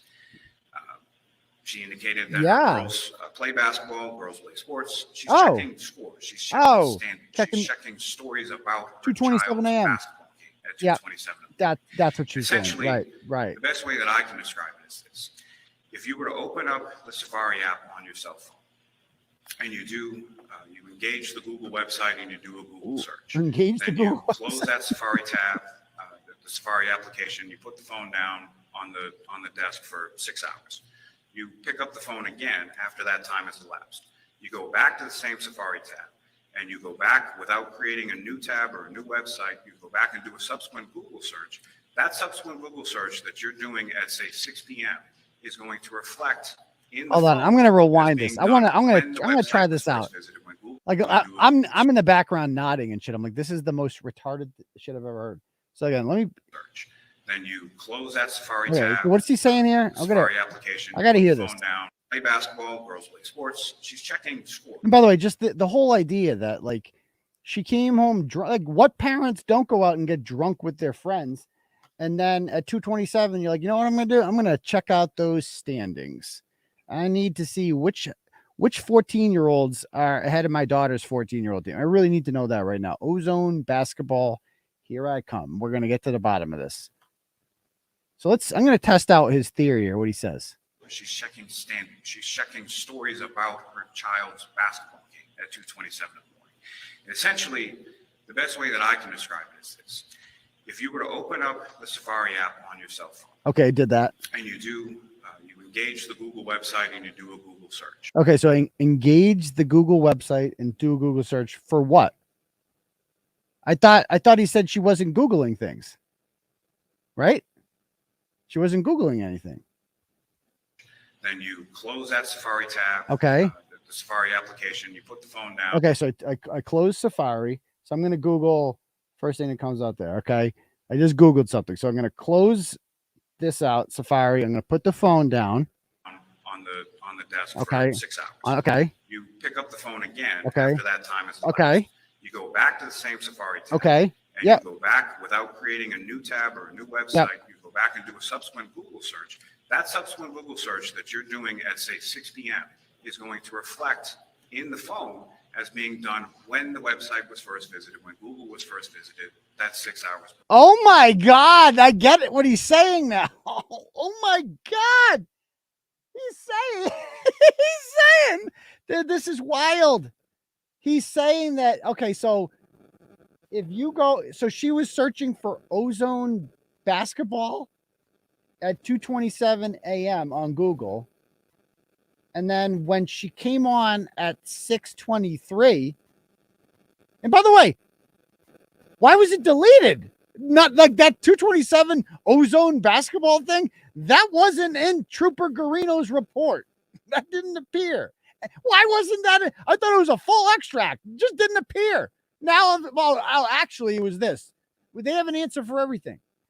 They don't have any explanation or evidence to back up anything they say, but they have an answer for it. So he's saying that like you Google something at 2:27 a.m. You get out of Safari, you put your phone down. Then at 6:23, when she Googles how long to die in cold, it only comes up as 2:27 because you were previously on the Google website, as he calls it, at 2:27. Like this is what, like, and he might believe this because he's obviously functionally retarded himself when it comes to the internet. And this is two geriatric boomers here explaining it back and forth. Oh, wow, he's probably like my age. Explaining like to a boomer judge here how the internet works. You think she understands any of this? She's like, oh, whatever you say, Lunchbox. Whatever you say, you're doing great. You've obviously studied a lot. I'm real proud of you. Here's a gold star. Oh my God. Before. That is what happened in this particular case. And it's borne out throughout the affidavits and reports from the various forensic experts in relation to. So yeah, like somebody asked, like, why is she Googling how long to die on cold? Because it would make sense for her to Google it at 6:23 after they found the body. It would make no sense for her to Google it at 2:27 because she claims that she thought John O'Keefe went home. So she would have no reason to think anyone was dying in the cold. See what I'm saying? So it's like, no, actually that search was made at 6:23, not 2:27. Evidence is, I said so, bro. Now, as far as the phone calls to the Alberts. Okay, what about the phone calls to the Alberts? Let's talk about this. There are phone calls reflected in the phone. Yeah, let's talk about this. There's no deletion of Mr. Brian Albert's contact information from within the phone. It's still in the phone. That's not the phone when Trooper Garino did the. That's not what they're alleging, dumbass. They're alleging that they deleted a screenshot. He probably doesn't even know what a screenshot is because he's moronic. They're alleging that she took a screenshot of Brian Albert's phone, which you only do that if you're going to send that to someone else because they need Brian Albert's contact information. So there's that. Extraction on May 4th of 2022 is still on the phone now. The phone calls I think are perfectly sort of understandable in the sense that Ms. McCabe is in front of her sister's home, finds her friend lying on his back, struggling for his life, and she makes a phone call to her sister. The phone call's durations, they do list as answered. Now listen to this. Calls when they go to voicemail, they list in the phone as answered. And the duration of the calls, I think, is telling.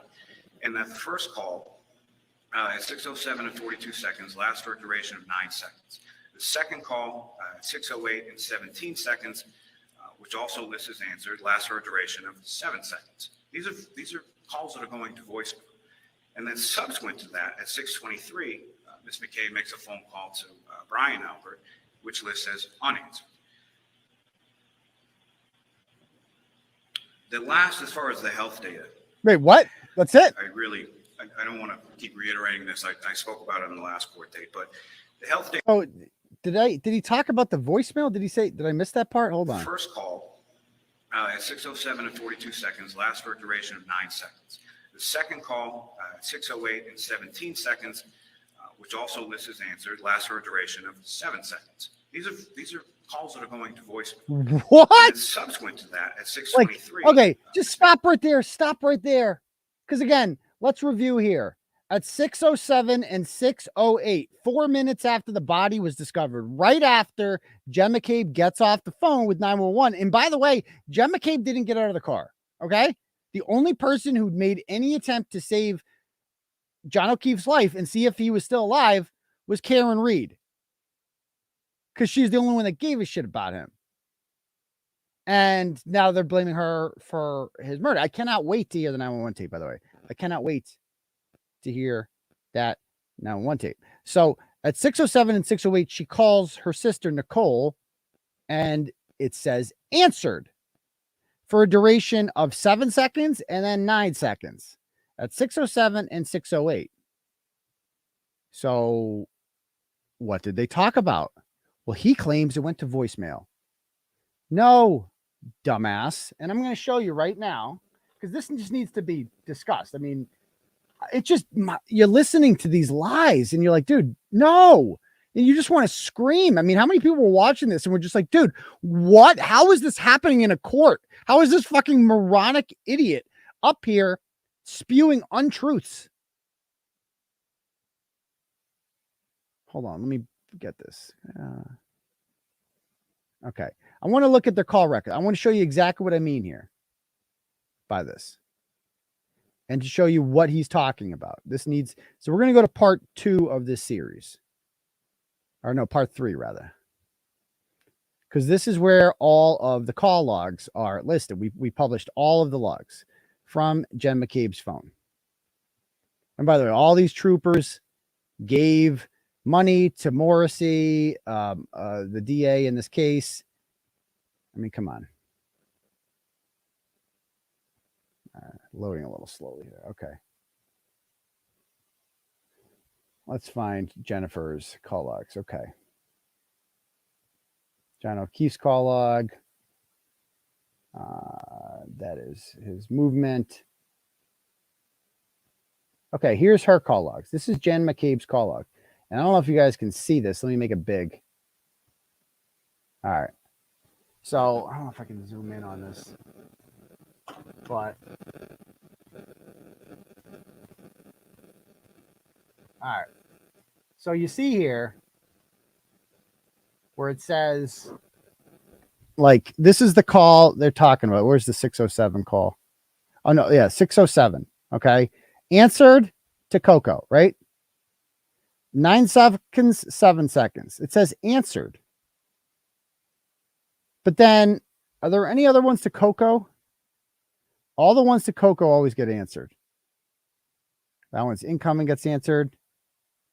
This one's outgoing, gets answered for 5 seconds. What about this one? None of the, okay. What about the missed one or not answered? Like, so how do you explain this one?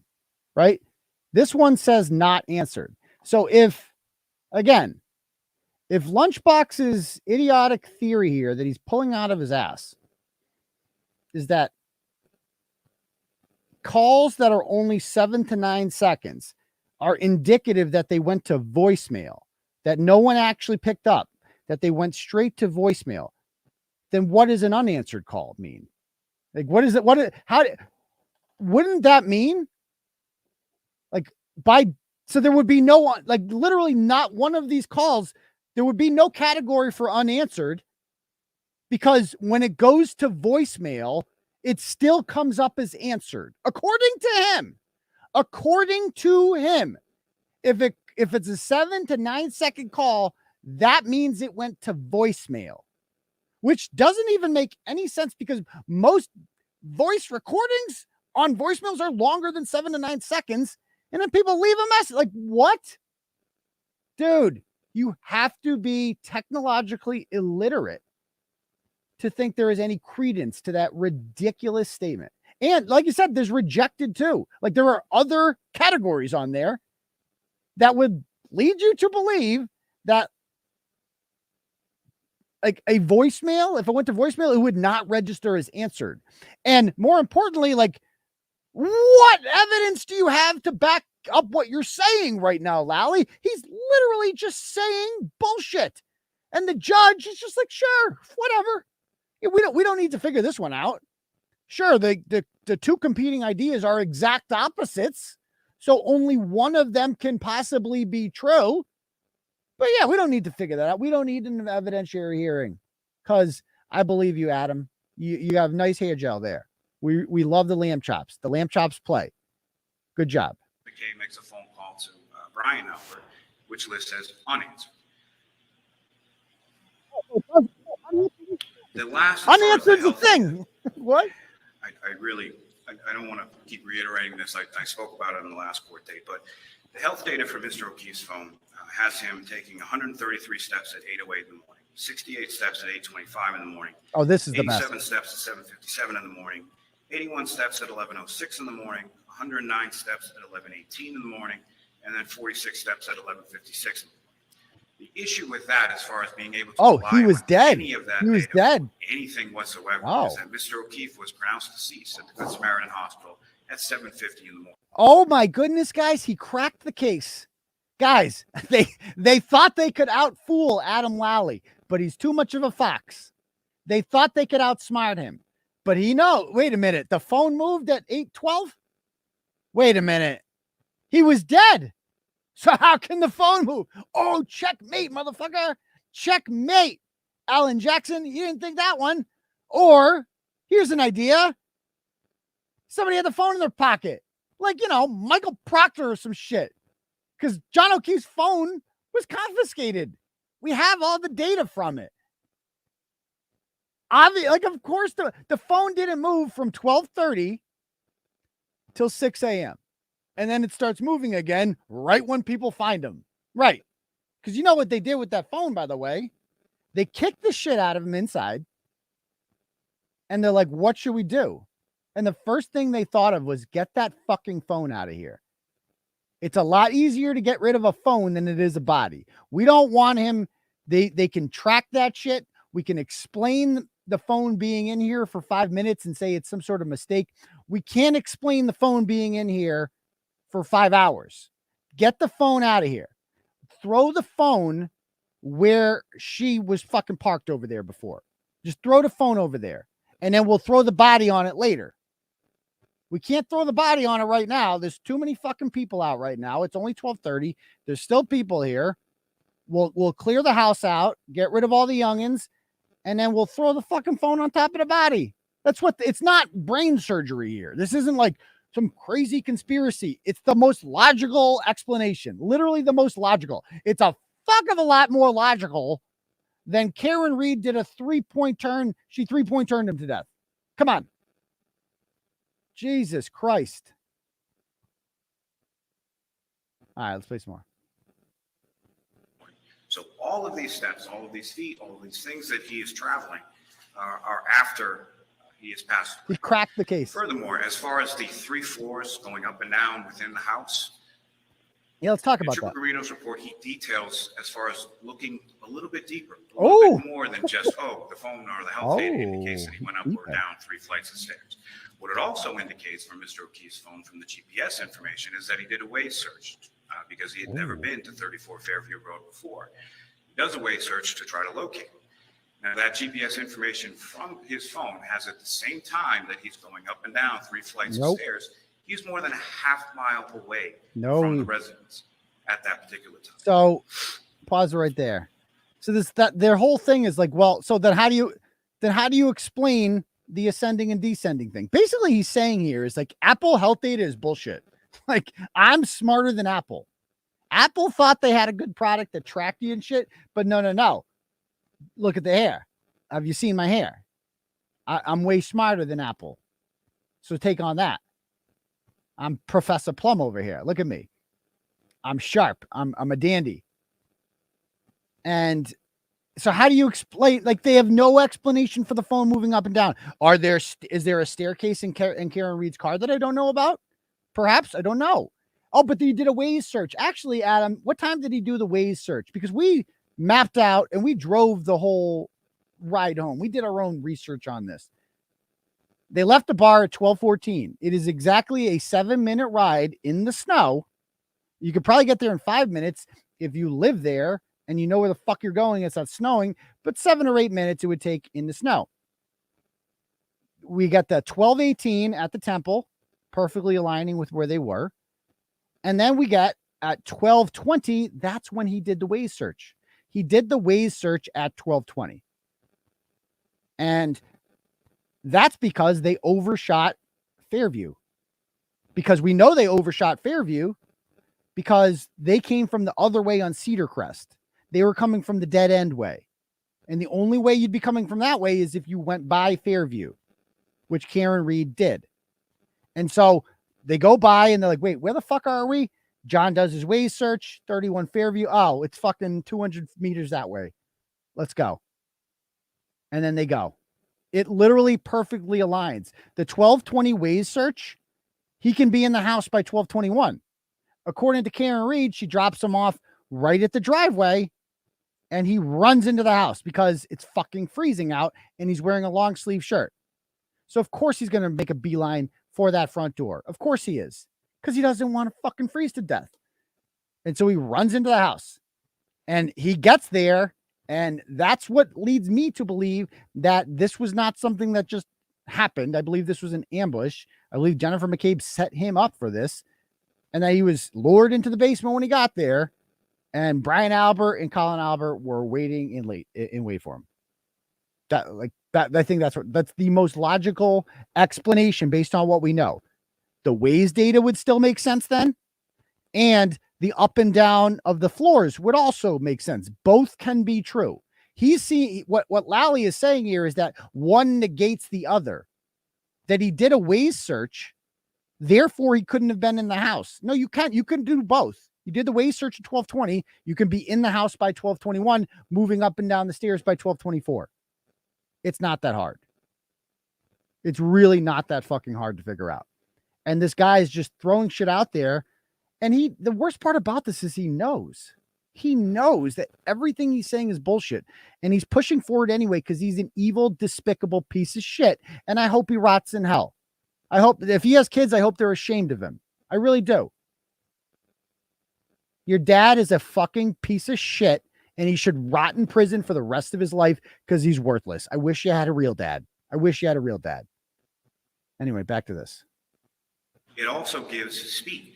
He's traveling at a certain distance, meters per second, that's encapsulated within Trooper Guarino's report as well.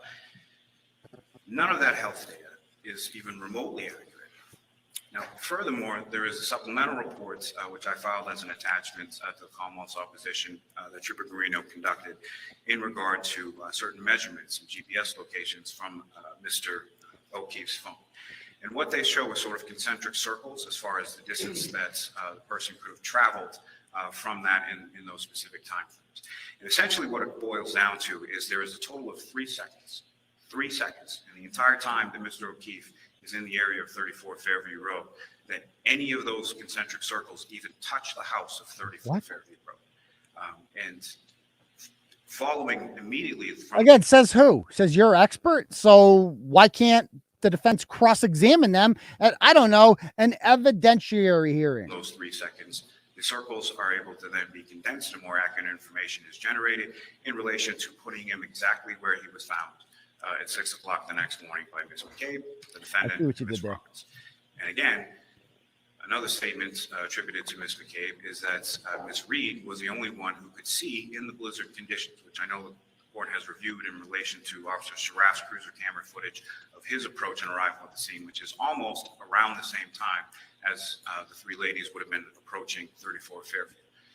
But the point being, again, is a statement that Ms. McCabe is, the only one who said that the defendant said this, or the only one who describes this reaction by the defendant as being the only one who could see Mr. O'Keefe laying in the snow, covered in snow from that distance in the dark in a blizzard. But unlike in the recitation of counsel's facts, Ms. Roberts, who was in the vehicle, says the exact same thing as Ms. McCabe. And I think one of the other things to note is that these two women, as far as Ms. McCabe and Ms. Roberts, essentially barely know each other at this. Okay, so first of all, we're gonna cross the barely know each other in one moment. Barely know each other. I'm gonna write that down. But we went to the house, man. We did, me and my camera guy Richie, we did it. We reenacted it all. It's not scientific, it's not perfect, but it's so obvious, dude. If you had a 200 whatever pound body lying there 12 feet from the curb, you would see it. Oh, but it was snowing. Bitch, there was 1 inch at the time, maybe 2. If anything, the snow would illuminate the body more. The snow would make the body even more visible, because snow, for those of you unfamiliar, is white, and white makes things lighter in general. And so, like a big snowy day, you can see more shit, can't you? And it would be the same thing here. Like, that body would be so recognizable. So the fact he's saying, like, this incriminates her. The fact that Karen Reed saw the body and they didn't, that incriminates them. Like, how it is impossible not to see it. Carrie Roberts and what's her face, Jen McCabe, Horseface, they were in the shotgun. They would have seen it even better than her, and they didn't. Bullshit, they didn't see it. Of course they fucking saw it. Of course they saw it. I mean, this fucking guy. And as for they barely knew each other, I followed them to their car today. They left together. And like, let's look at Jen McCabe's call logs. They barely knew each other. Let's look at this real quick, shall we? Let's look at Jen McCabe's call logs. Since we have those, they don't dispute these. Oh, let's see. So they barely knew each other. Oh, Carrie Roberts, incoming call answered 4 minutes and 15 seconds. Another one from Carrie, 5 minutes, 28 seconds. Another one, 2 seconds. Another one, 1:44. Another one, 1:27. Another one, 15:04. Look at all these. Oh, she checks in on Tom Beatty. Tom Beatty, are you good? You need to make sure you're not going to rat on us, are you? Right. Carrie Roberts, another one. She calls Carrie Roberts, 34 minutes and 37 seconds. But they barely knew each other. They barely knew each other. They just talk on the phone all day. They're like, but they barely know each other. What a coincidence. Barely. Yeah, they live in the same town. The kids go to the same schools. They live in the same fucking neighborhood, but they barely know each other. Come on. Stop it. Stop it. You know who barely knew each other? Matt McCabe and John O'Keefe. But yet he's there every fucking week. That piece of shit. We're going to get to him. That fat fuck. God, I had no idea he was such a fat ass. Oh, my God. So how they are related to this case and how they are related to Mr. O'Keefe is Mr. O'Keefe cared for his niece and his nephew. Now, Ms. Roberts has a son around the same age as Mr. O'Keefe's nephew. Oh. They both Ms. Roberts. Oh, yeah, she exploited them. Braintree, knew each other in that regard. Now, Ms. McCabe has a daughter and lived in the general vicinity initially where Mr. O'Keefe lived when he took over care of those children. And his niece is around the same age as one of Ms. McCabe's daughters. Different ages, different genders, different kids.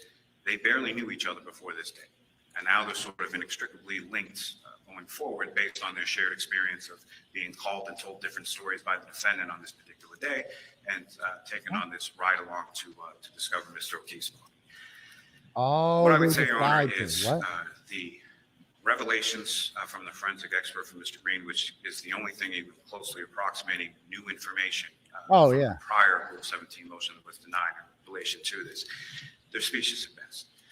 None of that information, based on the further, it's similar to the arguments that are made in relation to the facts by counsel.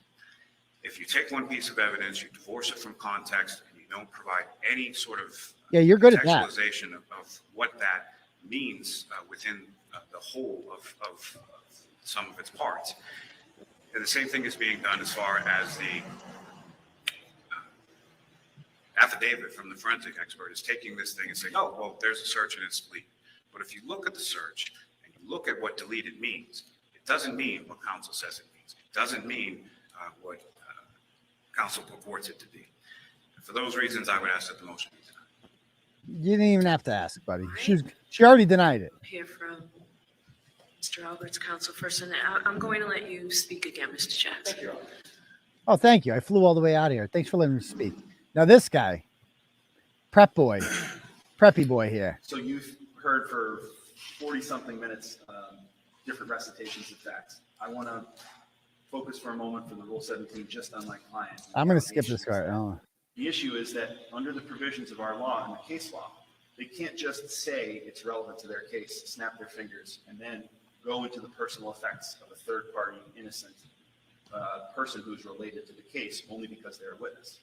But that's the argument that they're making. The only connection between what they're suggesting and my client's phone is an unanswered phone call. Unanswered at 6:23.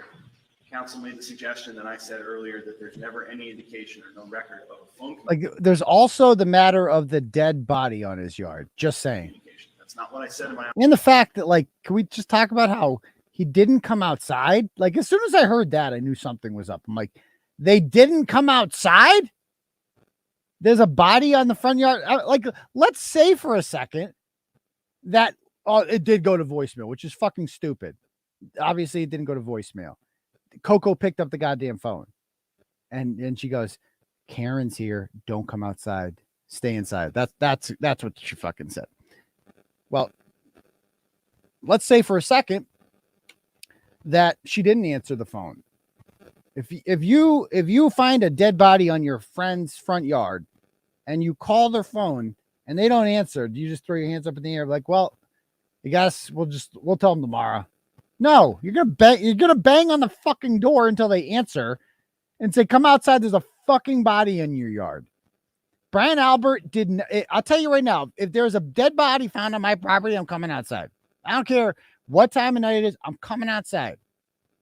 Because I want to see, I got some questions about the dead body on my yard.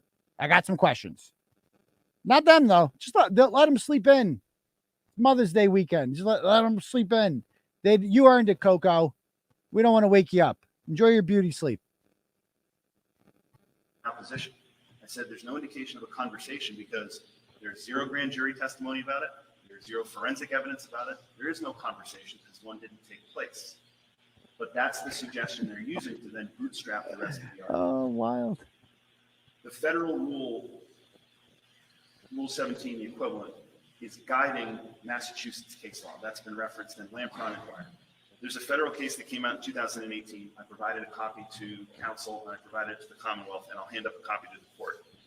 It's, in essence, it's United States versus Cartagena, 𝗟𝗏𝗏, 299 F sub 3rd 378.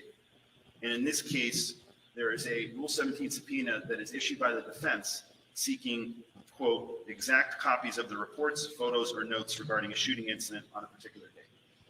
And in this particular case, the court made the comment in ruling against the Rule 17 decision that request, just for copies of notes and photos or reports, was overly broad.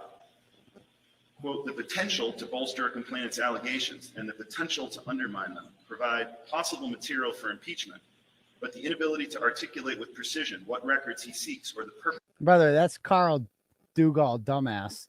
And that's his stupid wife there, Jackie. I mean, just fucking morons. There's Paul and his wife, Erin, our girlfriend, whatever she is. For which he seeks them, confirms that he cannot satisfy the specificity problem. If the moving party cannot reasonably specify the information contained or believed to be contained in the document sought, but merely, quote, hopes that something useful will turn up, this is a sure sign that the subpoena is being misused. Moreover, they have cited no authority to support the proposition that searching for, quote, alternate theories is a proper basis to compel production of documents. And that is precisely what we're dealing with here. The defense has a theory. I give them that. That's their job. But the Rule 17 standard does not allow that they snap their fingers, come up with a theory, and then intrude on other people's personal, private materials in order to then build their case. Because the concept there would mean that, again, we're talking about one phone call. So let's use this in some other case, because if the court were going to make this ruling, it would stand for a proposition. The proposition would be that if a witness to statements and a witness to conduct of the defendant makes a phone call, any phone call, the person that witness contacts has to turn their phone over to the defense if they want to create an alternate theory of the case. And that cannot be what Rule 17 stands for. Well, it can be if a body is found in the yard. Okay. Just saying. This case, the federal rules, the state rules, they outline the standard that the defense needs to meet. And if you look at the actual Rule 17 that they filed, what they're requesting is designed for. Because both of their own supporting documents. Thank you. Okay. Next up. All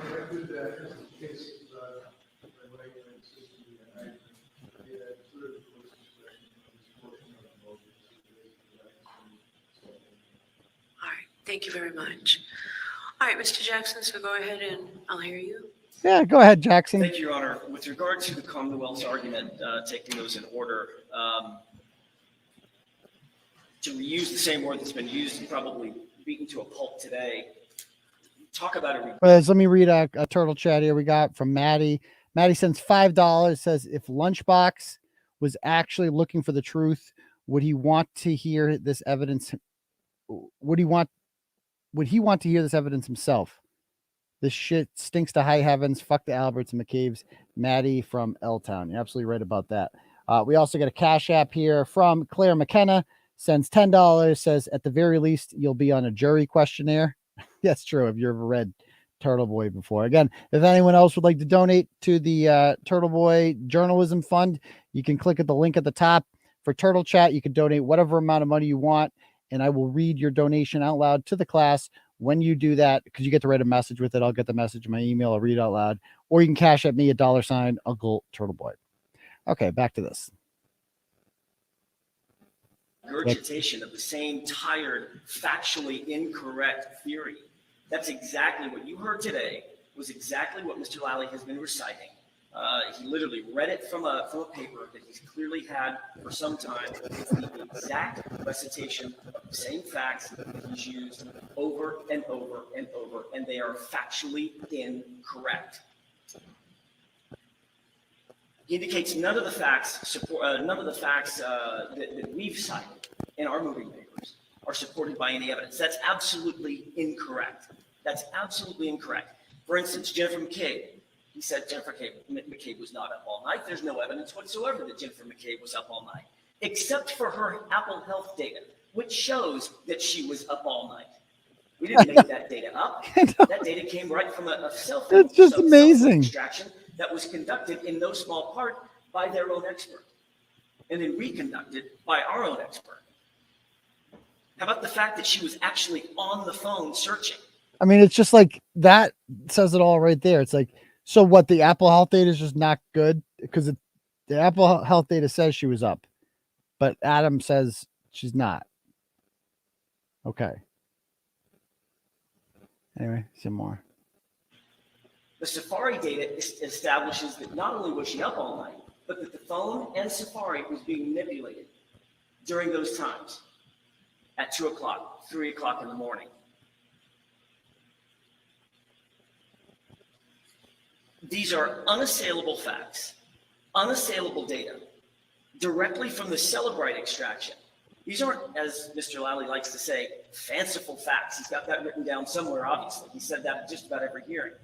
There's nothing fanciful about any of the facts that we submitted. And by the way, this comment about they'll crush him at trial, but if it gets to trial, that in and of itself is a loss. Like I said, we want to avoid that. And clearly, like, I'm going to be perfectly honest, this is going to go to trial unless the feds indict, because that will end it. Like, if the feds announce and if the feds announce an indictment, guys, you saw how thorough their indictment was with Monica Cannon Grant. That took months to put together, and it was long as shit. How many pages was that indictment? Long ass indictment. And this is going to be hundreds of pages, this indictment, because it will be multi-layered. They are going to look into the district attorney's office. It's going to take a long time for them to do this. Rachel Rollins leaving is actually a very good thing, because Rachel Rollins isn't like a serious person. She's a serious cunt, but she's not a serious person. Like, everything with her is personal. And that can also help and hurt you, because it taints the evidence, and you just don't want that. You want a professional in there. And Joshua Levy has been running the show the whole time, and he now is in charge. He replaced her as United States Attorney. He's a lot more serious of a person than Rachel Rollins is. He's the guy that objected to a lot of the things that she was trying to do. So we don't want it to get to trial, because that's expensive, and it's anxiety provoking too. Like, we know that she's not going to get found guilty, but there's still a level of anxiety. Like, imagine waiting to hear a verdict back. Like, I knew Kyle Rittenhouse was going to be found not guilty, but that time period in which you were waiting on the verdict, I mean, imagine the amount of anxiety a human being has going through them, waiting for that verdict, because you're literally, if they come back and they say the wrong words, your life is over. And Karen Reed doesn't deserve to be put through that anxiety. She doesn't deserve that. She seems like a nice person. Like, she doesn't deserve that. And she spoke today for the first time. We'll get to that. So let's play some more. And it's supported with affidavits and evidence. Oh, so yes, I guess what I was saying there, like, last thing is that we want, like, the feds will take months to come up with an indictment. So the goal here is that it'll take at least a year to set up a trial, at least. And in that gives the feds plenty of time, because the second they drop an indictment on Jennifer McCabe and whoever else is the second that this can no longer go forward. Like, that will be the end of it. That would be like, you can't have two competing trials going on in which two different people are being blamed for this. Can't have it. The Commonwealth's theory, quite to the converse, is supported by nearly nothing. Yes. Nothing. Everything that we've suggested is supported by the data, the evidence, and the facts. The Commonwealth's theory is supported by conjecture and really bad policing. Yes.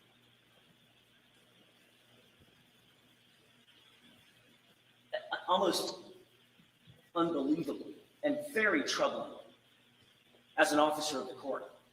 Mr. Lally provides a brand spanking new expert yesterday. We didn't have any of the information concerning this new expert. Quite frankly, I haven't even committed her name to memory yet. I don't even know it. It's Hyde, H-Y-D-E. First time I've ever heard of Jessica Hyde was yesterday while I was on the plane on my way here. That's when we received that information. And lo and behold, Mr. Lally springs that on us today. Yeah, this is the expert. Reciting her factual conclusions and opinions. That is wildly inappropriate, wildly unfair. We haven't had an opportunity to look at her report, to review it in detail, to have our expert compare his notes to her report. What I will tell you is that what Mr. Lally said about her report is not quite true. He didn't quite get that right either. What she actually said is why the timestamp is listing the time of 2:27 and 40 seconds in the morning is unknown. Her words, not my words. You got that? So this is, by the way, we haven't even seen this yet, but they got this yesterday. The new expert, whoever this woman is, that the defense, the prosecution brought in at the last minute, she said that what is it? Again, let's play that one more time. This is her words.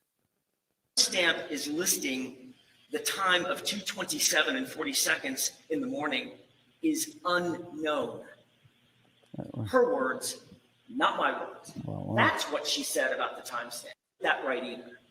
What she actually said is why the timestamp is listing the time of 2:27 and 40 seconds in the morning is unknown. So their expert who's refuting this 227 Google search for how long to die in cold, according to her, the reason that Rick Green came back saying that she Googled this at 227 is unknown. She's not disputing it. She's like, I don't know. Like that's her expert finding is, I don't know. I don't have an explanation for that.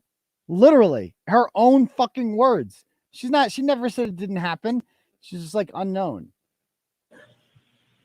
Her words, not my words. That's what she said about the timestamp. That her conclusion is the reason for the definitive timestamp is unknown to her. Well, we know why it is because we've had more time to distill it.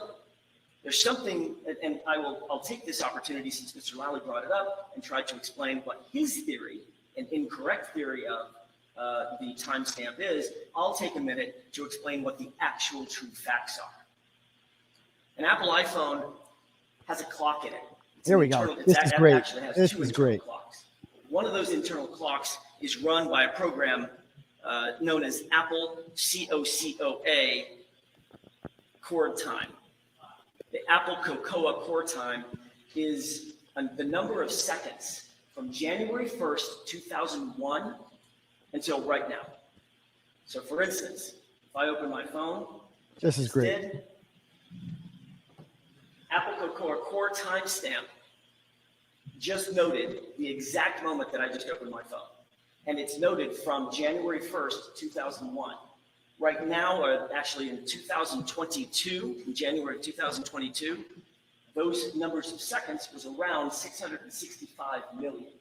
About 665 million seconds had passed between January 1st at midnight, 2001, to January 29th, around midnight, around 2:27 in the morning, on January 29th, 2022.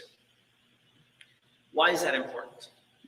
Because their expert, Mr. Guarino, indicated, oh, well, you can't rely on the timestamp of how long to die in cold because that's at the exact same time as the Ozark basketball web. He kept calling it Ozark. It's ozone. Brought up. So something must have gone wrong. I don't really know what it was, but it must have been something. Well, what we would do, had we had an opportunity to cross-examine Mr. Guarino, is perhaps explain to him that which he doesn't know, which is the following. More than one web page can be up and open on a cell phone at any given time. The court knows this. This is what I said. Whoever owns a cell phone knows this. You can have multiple pages open. One page is sitting on top of the other. Yes. And then there are multiple pages behind it. All those pages are still open and potentially running in the program in the iPhone.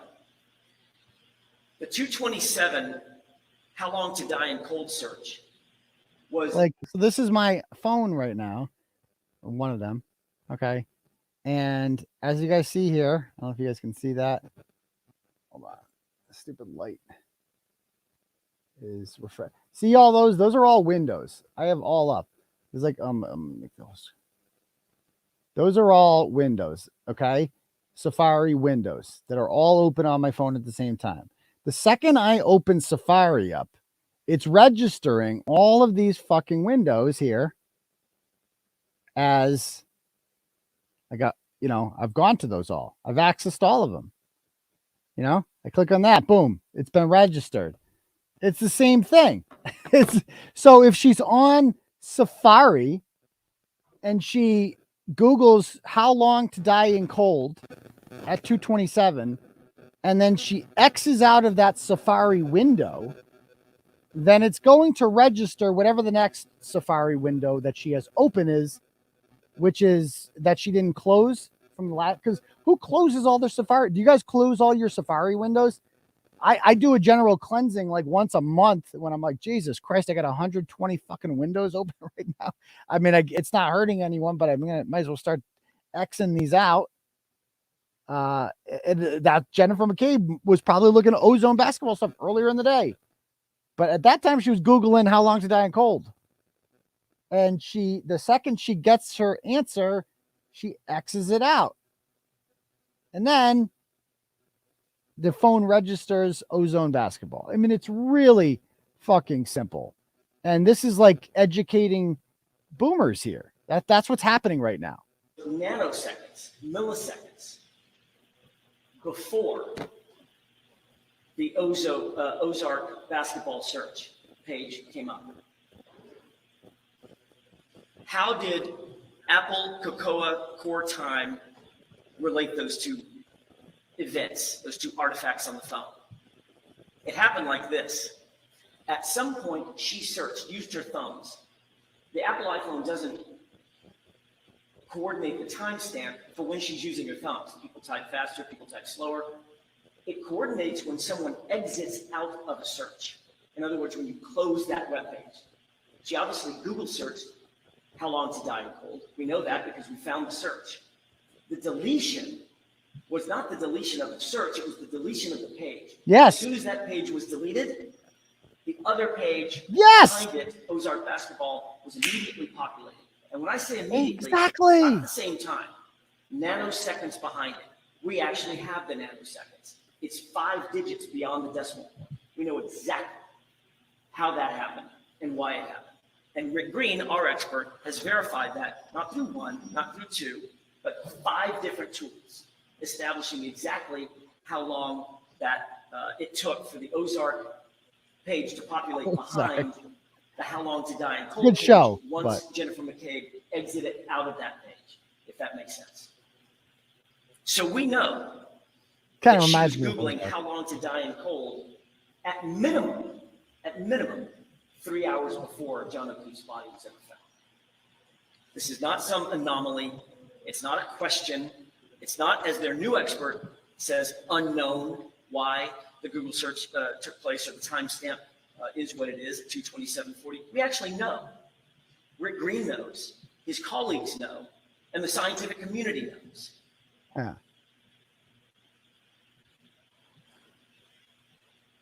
And let me comment on that. People like, I hope Jen is crapping her pants. You'll notice a lot. I'm looking over at Jen during this whole thing because I want to see her reactions to this. She is not the least bit rattled by this. She was smiling, looking at her friends that went and snitched on me and said, "Oh, you're taking a picture of us. You can't take any pictures on here." We'll see about that. We'll see about that. Oh, what's that a picture of? Ooh, maybe I do. Maybe I don't. We'll see. But definitely wouldn't post that for sure. Either way, back to this. They also said Jennifer McCabe, she didn't delete anything. This stuff just happens. Well, stuff just doesn't delete itself on an iPhone. Everybody that has an iPhone, every 4 I years know. He has actually an said iPhone, that it deletes knows itself. that stuff doesn't just delete itself. Deletes That's not how itself. iPhones work. Everything that was deleted was concentrated into a time period. Yes. It was concentrated on or around January 29th, 2022. Yeah, it's kind of weird. Around 6 a.m. Yeah, 7 a.m., nothing else was deleted. 8 a.m. throughout the day on the 29th. And up until she turned that phone in on February 2nd, 4 days later. Those deletions weren't coincidental. They were done by her. 18 separate calls were deleted. There were 7, by the way, and I will address counsel's statements about Brian Albert and his phone in just a second, but it dovetails into what I'm saying right now. In terms of the conversations that counsel talks about, what he said was there was no conversation between Brian Albert and Jen McCabe on the 28th or the 29th. He's just wrong about that. Just ignoring the facts. There were 7 phone calls. One of them at 6:24 a.m. was unanswered. The other 6 were all answered. And there were conversations. They were in some cases not just seconds, but minutes long. So there is evidence that McCabe and Albert were communicating back and forth to one another. That's why it's important that we verify what those communications Like I'm looking at her call logs right now. I've shared it earlier. You can go back and screen grab it. She talked to him. I'm looking at the Uncle Brian A calls. Yeah. So the 623 call was not answered. And you know what it says for duration for not answered? 0 seconds. because it went to voicemail. So that's what it comes up as, not answered. The next call to Uncle Brian A was an incoming call that she answered at 11:30 a.m. that lasted 1 minute and 31 seconds. She then called him at 12:20 p.m. and they spoke for 7 minutes and 53 seconds. Then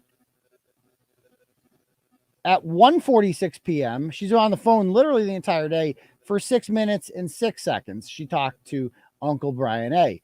Uncle Brian A then called her again at 2:36 p.m. and they spoke for 4 minutes and 35 seconds. They spoke the whole day. This woman was on the phone, 𝗟𝗲𝗄𝗏, the whole day. I mean, and with Brian, but they didn't talk. And 𝗟𝗏 said that with a straight face. They never spoke. Bitch, it says this is the definition of gaslighting. It says right there that they talked. And how long they took, and what other communications might exist on Brian Albert's phone that weren't sanitized by Jennifer McCabe before she turned her phone into the authorities.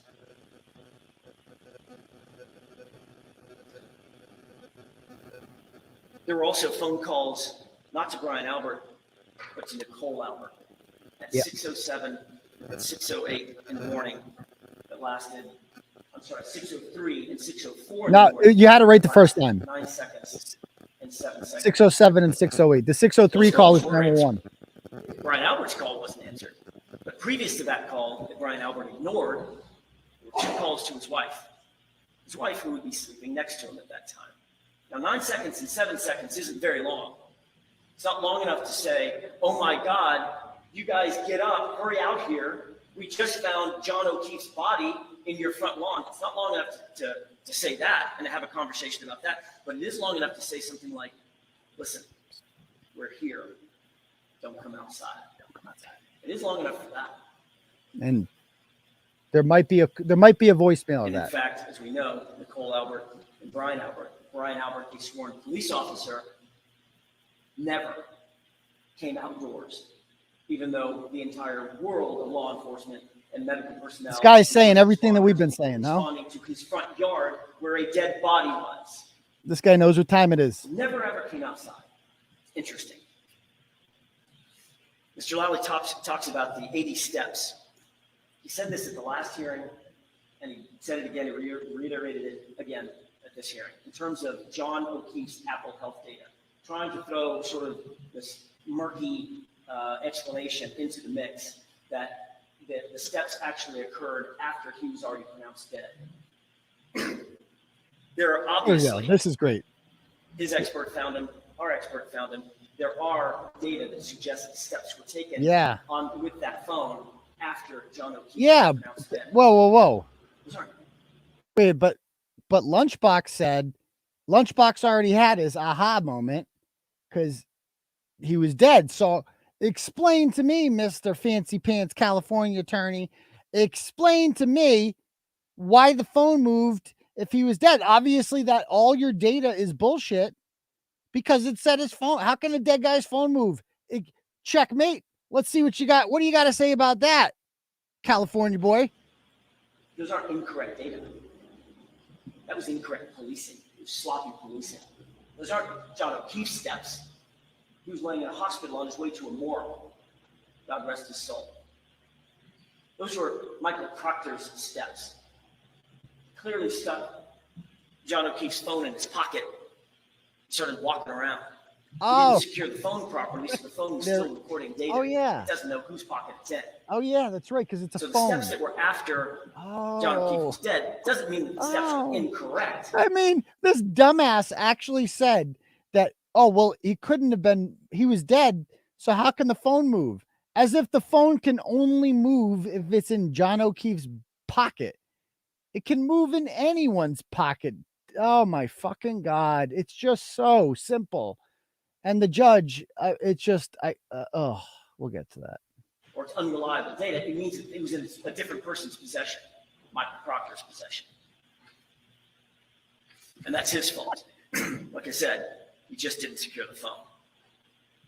With regard to Kerry Roberts, Mr. 𝗟𝗏 just makes this pronouncement, as the Commonwealth is wont to do, just these factual pronouncements with no fact to support it. Kerry Roberts and Jennifer McCabe, quote, barely knew each other. Yeah, barely knew each other. We have 15 phone calls. 15. He spoke all day. Phone calls on the 29th between Jennifer McCabe and Kerry Roberts. Barely knew each other? If that's true, they got to know each other real quick. Yeah. They left with each other, by the way. With regard to the statements made by counsel on behalf of Mr. Albert, again, indicates that no conversation. What I said in my papers, Your Honor, was there was no conversation, no evidence of any conversation between Brian Albert and Jennifer McCabe. Therefore, there was one unanswered call. That's all you should look at. Everything else is just cannon fodder. Just ignore it. How about the other 7 calls that were made and answered on January 29th? Yeah, what about those? Between Jennifer McCabe and Brian Albert. Yeah. Indicates that we lack specificity in our request. Your Honor, I have nary seen a more specific request ever. We have narrowed our request down to only communications and location data for Brian Albert's phone, and only for the time period between January 29th and February 5th. It couldn't be more narrow. Yeah, they don't want all your shit. They just want like that We're not time asking period. for a free-for-all search of this. Right. We're looking for communication. We don't need to and see all the location data mistresses. We're only, good. And only for the time period relevant to his involvement in this case. One of the things that counsel suggests is that the defense is entitled to put on whatever defense they want. We can have a third-party culpability if we wish. But we're not allowed to just go and pick and choose, and just throw a dart, pick someone out at random to invade their privacy. I mean, and by the way, it's just like, obviously Alan Jackson's a very good attorney and he's making very good points. But the sad part about that is that's working against Karen Reed. Is like, it's just personality matters. And the judge is just like, I don't like you, douchebag. I don't like you. So I'm going to fuck over this innocent woman because she hired you as an attorney. And I just don't like the jib of your, I don't like the jib of your sail here, Captain. Calm down. Like, no, this isn't, I'm going to teach you a lesson, rookie. Get the fuck out of here. Well, first of all, we're not invading anybody's privacy. We're defending it's a murder someone trial. accused of murder. And we didn't just pick randomly. Brian McCabe is the owner of the home in front of on whose property a Boston police officer took his last breath. He was murdered. Cut of your jib. Lay That in was it. front The yard jib of your of sail. Brian Albert's The house. cut of your jib. Brian Albert is the owner of that house, and he was one of the last people to see 𝗵𝗂𝗃 alive. Literally, with him just minutes before his death. Minutes before his death. He owns a home with 3 stories. We have evidence that just before his death, 𝗵𝗂𝗃 took steps suggesting 3 stories, up or down. We don't know which. He owns a dog. We have specific evidence. Talk about specificity. Specific evidence from one of the country's leading pathologists indicating that 𝗵𝗂𝗃's arm was mauled by a dog. Brian Albert's dog was a 90-pound. I'll show. It's almost over. It's almost over. Brian Albert made sure to get rid of that dog in the months following 𝗵𝗂𝗃's death. Yeah. The person that found the body along with my client, Jennifer McCabe, was frantically calling into the home, within minutes of finding the body. Right. Notice she wasn't like, Calls were deleted. is he alive?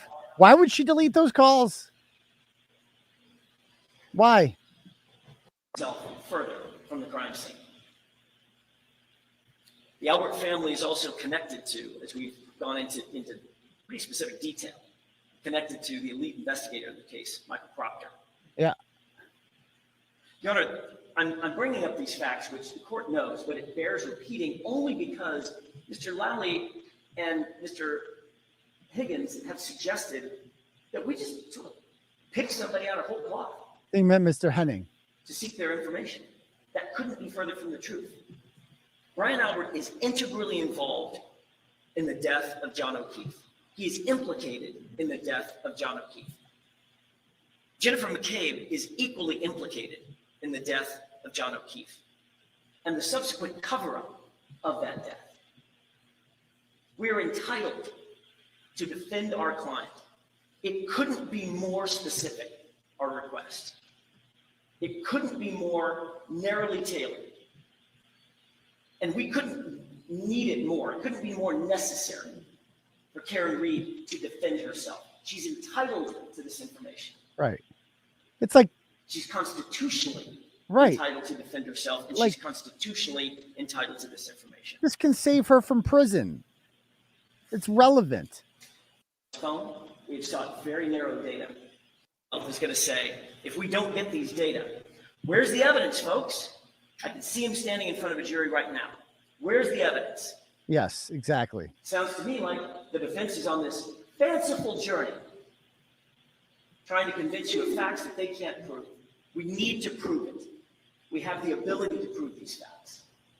And that's why we're asking for these products, these things, and these records. That's a great point. It's just like, look at, if we don't get these records, I can totally picture, you know, we need Brian Albert's records, because or else he's just going to get in front of a jury and be like, well, you got no evidence that Brian Albert did any of this stuff. It's like, yeah, because you won't let us enter his phone into evidence.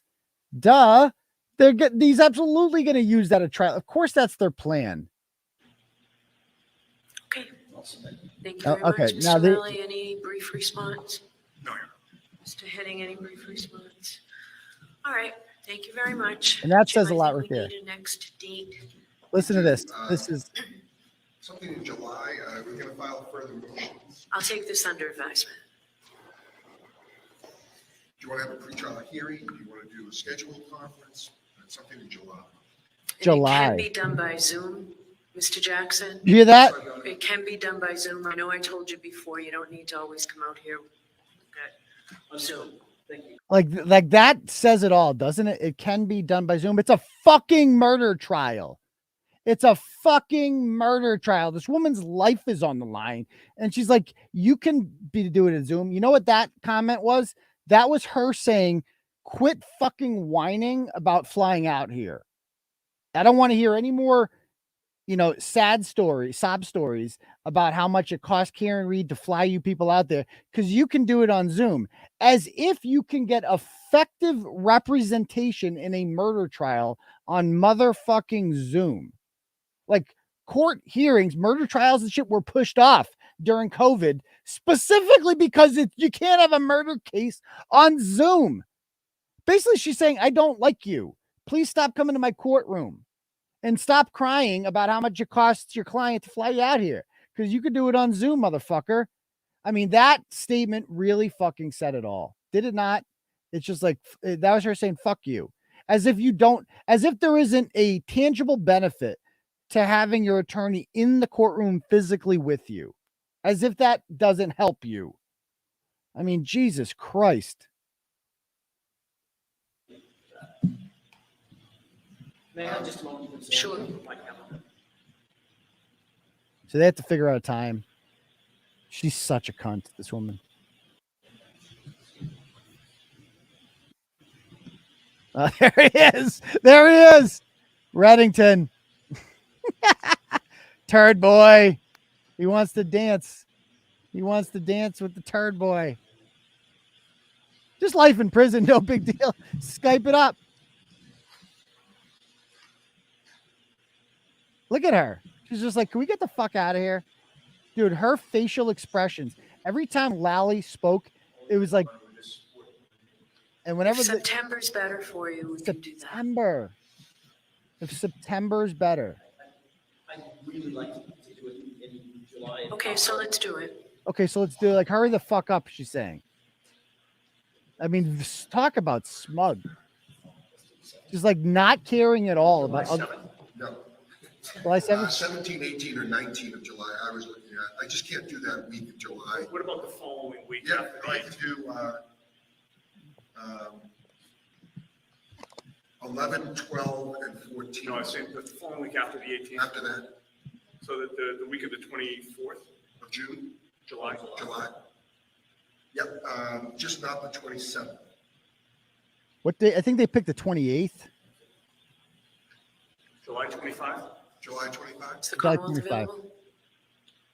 That's fine. July 25. For what? Scheduling conference or Pretrial hearing. pretrial hearing? Pre-trial hearing. Pretrial hearing, 7:25 and 2 p.m. All right, thank you very much. Thanks, Mark. Boss face there from Karen. Do we see Jen McCabe there? Google. Do we see her getting out? Hold on. Okay.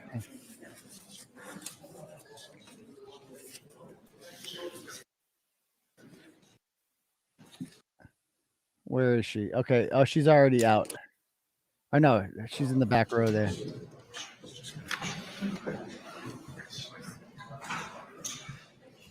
Let's see if I see her. There she goes. There she is. Right there. She's walking out. Right there. You see her head? There she is in the cardigan there.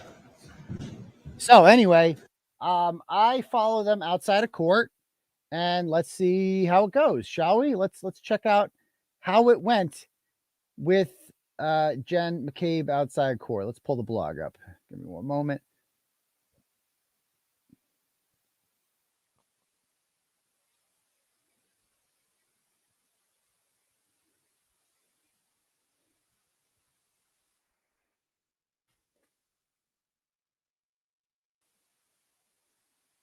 All right, here we go.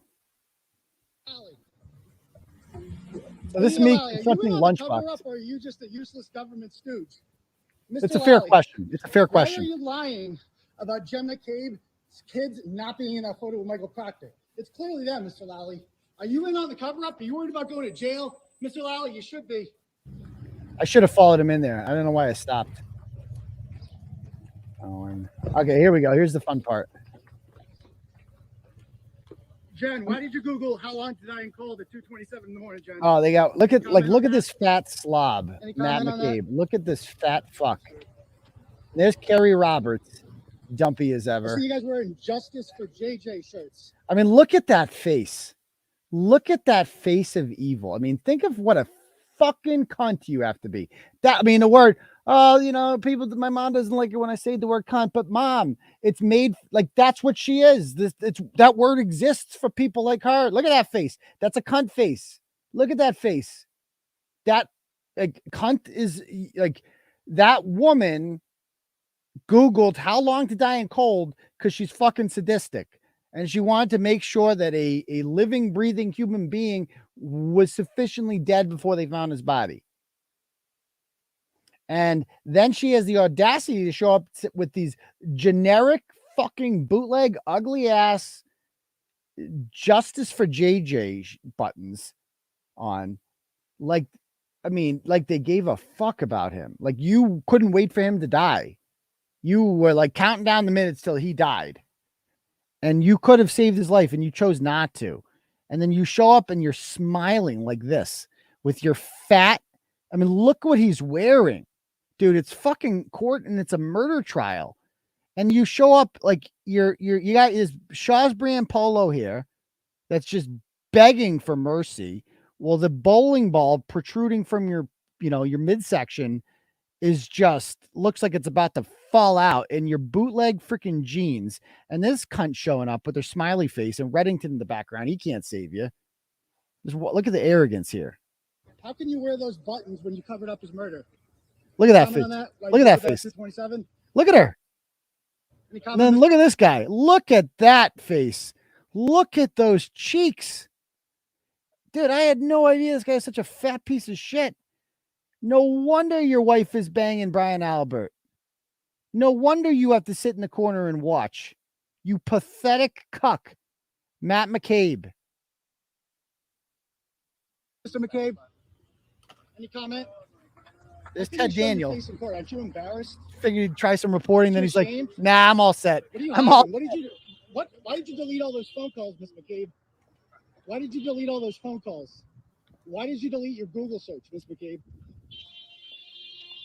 Mr. McCabe, I believe you said that you saw Karen Reed drive south on Fairview Road. Oh, excuse me, sir. Yeah, he did the whole jump in front of me. Dressed up for court, though. Looking sharp. Looking sharp. So, I believe you guys both said that you saw Karen Reed drive south. Is that correct? South? So then how could she do a 3-point turn then if she was traveling south on that road? Any comment on that? No? Fair question. Make sense to you? They don't have anything to say. Why were you up at 4:53 in the morning, Miss McCabe? That's a real Why good didn't you question. go to sleep? Were you drinking that night? You often drink a lot of alcohol, go to the bar, and then stay up till 4:53. You heard that? Truth and justice. We're looking for it right now. The guy drives by the whole time I'm there. It's like, let's go, Turtle Boy. I couldn't walk 5 feet in Dedham today without, like, I had a guy on a bike come up. It was cool. Jimmy was his name. He's going for a bike ride. He's like, can we call my girlfriend right now and have you talk to her on the phone? Yeah, sure. Let's do it right now. It's like everybody knows Turtle Boy. Oh, nobody's ever heard of Turtle Boy. I go there, fucking people are shouting. I'm walking out of the court steps. People are shouting Turtle Boy and shit. But I digress. Let's get back to this tape. Now, we're looking for it. A Boston police officer was murdered in cold blood. And these people right here, who you're looking at, these people right here, they covered it up. They participated. They're in the murder of a Boston police officer. These are cop killers, ladies and gentlemen. That's what I'm calling. Cop killer right Cop there. killer. Cop killer. Killer. That's what we need to start Cop calling her. killer. She's a cop killer. That's what you are. And That's all you're ever gonna be. Jen, I know you're watching this right now. Like, this is not the last time I'm going to see you, Jen. Every time there's a school function, I'm going to be there. Just understand that. I'm going to come at the most horribly inconvenient times. And there's nothing you can do about it because it's public. And I'm going to scream cop killer the whole time because that's what you are. You're a cop killer. You kill cops. You kill innocent people. You're a cop killer. You're no different. You're no different from the scumbag that murdered Ron Tarantino or Michael Chestnut or Sean Gannon. You're no different from them. You're just as bad as them, except you hide behind the thin blue line. Those people all hated police and proudly wore it. You masquerade as a police supporter, but you're not. You're a cop killer. And all the blue lights in front of your fucking house, which I'll be back. Trust me. And that's not a threat. That's investigative journalism we're doing here, folks. I'm going to come at the most awkward, embarrassing times. I'm going to embarrass you in front of your kids. Your kids are going to know. All your kids' friends are going to know. And by the way, like, let's be honest. I know as a fact that Jen McCabe's daughter is a senior right now. She's going to play, I believe, soccer next year in college. And her roommate already canceled on her. I know there's a fact because I know the people that did it. I talked to people. Her roommate already abandoned her because they don't want to be associated with you. So the stink of you, Jen, is already wearing off on your kids. And it's going to keep wearing off on your kids because I'm not going to stop embarrassing you in front of them specifically because I know it will hurt you more. And that's what I'm going to do to you, Jen. I am your worst fucking nightmare. You and your husband, I am the most thorough, relentless reporter the world has ever seen. Just understand that. And I'm a vindictive cunt. I know that. And I'm not going to stop. Now, you're going to be in jail probably in the not too distant future. So I'm going to have my fun with you while you're free. So just know that. We're just getting started. Sweetheart, we are just getting started. And you can wipe that smug look off your face because it's paper thin. I know a nervous person when I see one. I know somebody who is not really confident. That's you. That is a fake smile that you gave to me. You're shitting your fucking pants as you should be. Ask Monica Cannon Grant. Ask Kylie Kirkpatrick. Ask Leah Genduso. Go down the line of people who I have held accountable and whose lives have severely changed and been charged with crimes as a result of my reporting. You're next, bitch. Just know that you're next. Disgusting. Disgusting. All right. So, guys, that's a good point too. You saw right there. That nothing to say. No Blizzard. shame in these people. Absolutely no shame. So then I walked back and I found 𝗟𝗏, and then we did the press conference. I go back there. There's a press conference going on, and I want to show you what happens at the press conference because Karen Reed speaks for the first time. This was something. And God bless Karen Reed and what she did today and the bravery that she had out there, because this is a woman who you can tell wants to speak. This is an intelligent woman, a good communicator, a college professor who lectures people and probably has a lot of thoughts and cannot speak publicly. Imagine what that's like. You can't speak publicly. And finally, she speaks. Finally. And this is how it goes. Why we're seeking the records. Yeah, we have some suspicion.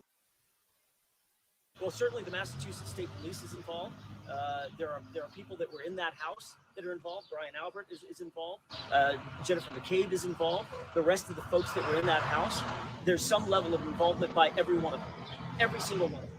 And until we're not going to rest until we get to the bottom of exactly who's behind this cover-up. Because not only Karen Reed deserves this. There it is. John O'Keefe there it is. deserves this, and has deserved you heard that from moment one. I'll play that one more time. And that's why we're not going to. Not only Karen Reed deserves this. John O'Keefe. The first words that Karen Reed says as a criminal defendant since this whole thing has started on her own is John O'Keefe. And that says a lot about her because, she jumped in. She goes, this is not, he's like, yeah, this is about justice for Karen Reed. But also she goes, John O'Keefe. And she makes a great point here. And I think she did a great job talking here. I bet you they try to gag her after this. I bet you Lally will file for a gag order. I'm telling you that's coming next. They're going to try to gag this woman and prevent her from speaking because she spoke here. Listen to this. Deserves this and has deserved this from moment one. And that's why we're not going to rest. No, the court obviously ruled in our favor as well. She should have on the dog record information. The process now is that the court actually sends the summons to the record holders. We're waiting for that to happen. As soon as the court sends that summons, then we will get the record. Do you know where the dog is? We don't yet. That's why we're seeking the records. Yeah, we have some suspicions, but we don't know. Something you want to say? No, Karen's not going to talk right now. So look at this. He goes, Karen, do you have something you want to say? He goes, Karen. He goes, no. Karen's not going to talk right now. And then she talks. She just said something. I think she might have something she wants to say. Said it feels we're the only ones fighting for the truth of what happened to John O'Keefe. And me and my family and my attorneys and my team have marshaled every resource to get to the truth. It just feels like no one else wants it. And Karen, just to be clear, you didn't do it. Look at that. Look at that face. Look at that face. First of all, I love that response is that we are the only ones who care about John O'Keefe in this. We are the only ones looking out for him. We're being blamed for it, but we're the only ones who care. Literally, we're the only ones searching for justice. All this work that Alan Jackson is doing and David Yannetti has done into the cell phone data about this and proving who killed it, that this is literally the police's job. They haven't done any of this. The fake state police detective, Michael Proctor and Nicholas Guarino, they're a fucking disgrace. They should hand in their badges and go fucking set pins at a bowling alley somewhere. They are unworthy of being Massachusetts state troopers. But they got vaccinated though. I just want to pass that along. That fucking pieces of shit like them got to keep their job. But heroic, great, respectful troopers like Samantha 𝗟𝗟, they got fired for not getting the jab. They got fired for not getting the jab. But these pieces of shit are vaccinated, so they're cool. That's what's so fucking fucked up about this whole thing. But the guy asks her, the guy from 7 News asks her, so just to be clear, you didn't do this? And look at that face she gives her. Like, dude, are you fucking serious? She's basically like, now this is a tough look for her because she can say, like, if she says, no, I didn't do it. It's like, then it's like you go down this whole fucking rabbit hole. Like in hindsight, I bet she says, I wish she said right here, no, I didn't do it. But I like her answer even more because she basically says here, like, dude, we're way past I didn't do it. We're figuring out who did do it. Like, watch this. We know who did it, Steve. We know.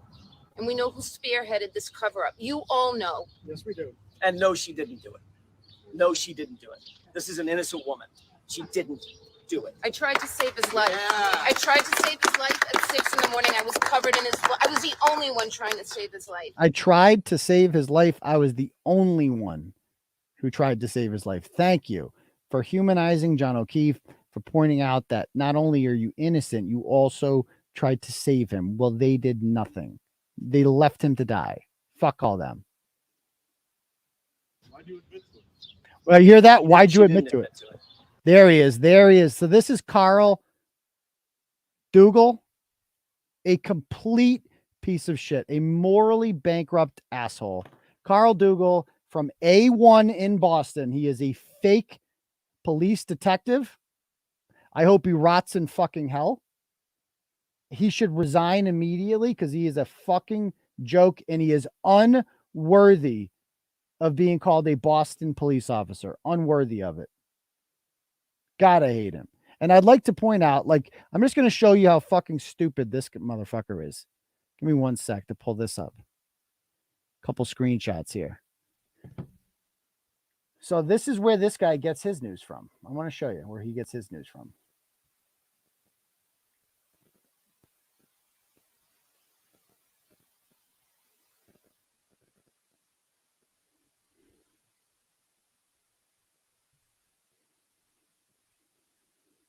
So this is where he gets his news from, something called Masshole Report, which is, again, an organization run by a woman who lost 2 of her children due to years of neglect and abuse, and who is currently being charged by the Boston Police Department with stalking, threatening, and harassing an innocent woman for over a year who happens to be the daughter of a Boston police officer.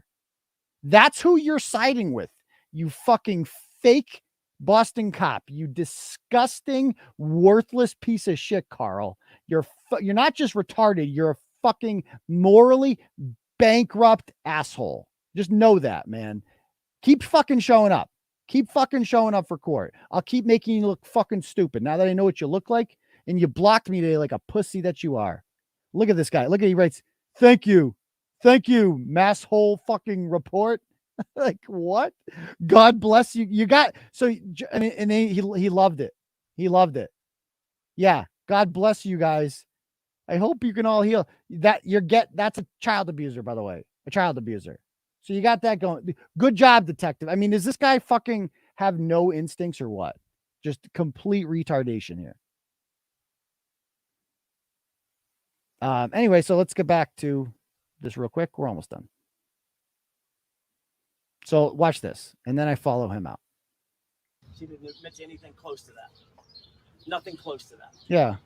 And you should know that. That was like 3 or 4 times. No, she didn't. That's not true. She asked a question. She asked a question, which is very different. She didn't admit to anything. Let's get it. Let's get going. Was it a surprise with the motions to quash? How are you a Boston cop? You're from Boston. You heard that? Keep up the good work, man. Nice. So he says, go get him, TB. And I got to go get him. Well, we got some. Excuse me, sir. Just a moment. Aidan, Kearney, Turtleboy Daily News. Just have a couple questions for you. What's your name, sir? Are you a friend of John O'Keefe? Were you friends with John O'Keefe? Are you one of these people who's involved in the cover-up? Which is nothing to say. You had a lot to say back there. Hi, miss. What's your name, miss? The whole time. Are you here to support justice for John O'Keefe or here to cover it up? Jackie Curiosity, Dugal. She's a mother too. Can you believe that? She has kids. Okay, they we're should doing be it. taken away from her.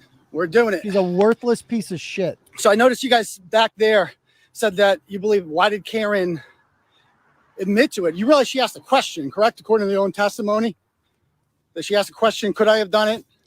Do you think it's possible that Jen McCabe put that in her head? Are you guys friends with Jen McCabe? Who are you guys? Why are you guys participating in the cover-up of the murder of a Boston police officer? Are you a cop killer? Are you involved? Are you involved? Are you a police officer yourself, sir? We'll find out. Pulse media? No, that's not it.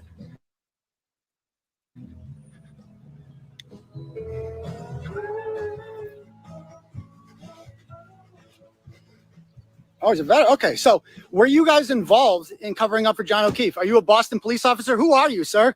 Who are you, miss? You had a lot to say back there. You had a lot to say Why back are they there. so quiet? They got nothing to say now. You got very little to say now, folks. Very little to say now. All of a sudden, they got shy. It's like, you know, you're back there talking all this shit. Oh, yeah. What about that, Karen? Like, I mean, how stupid are you? You're in charge of like he's a detective.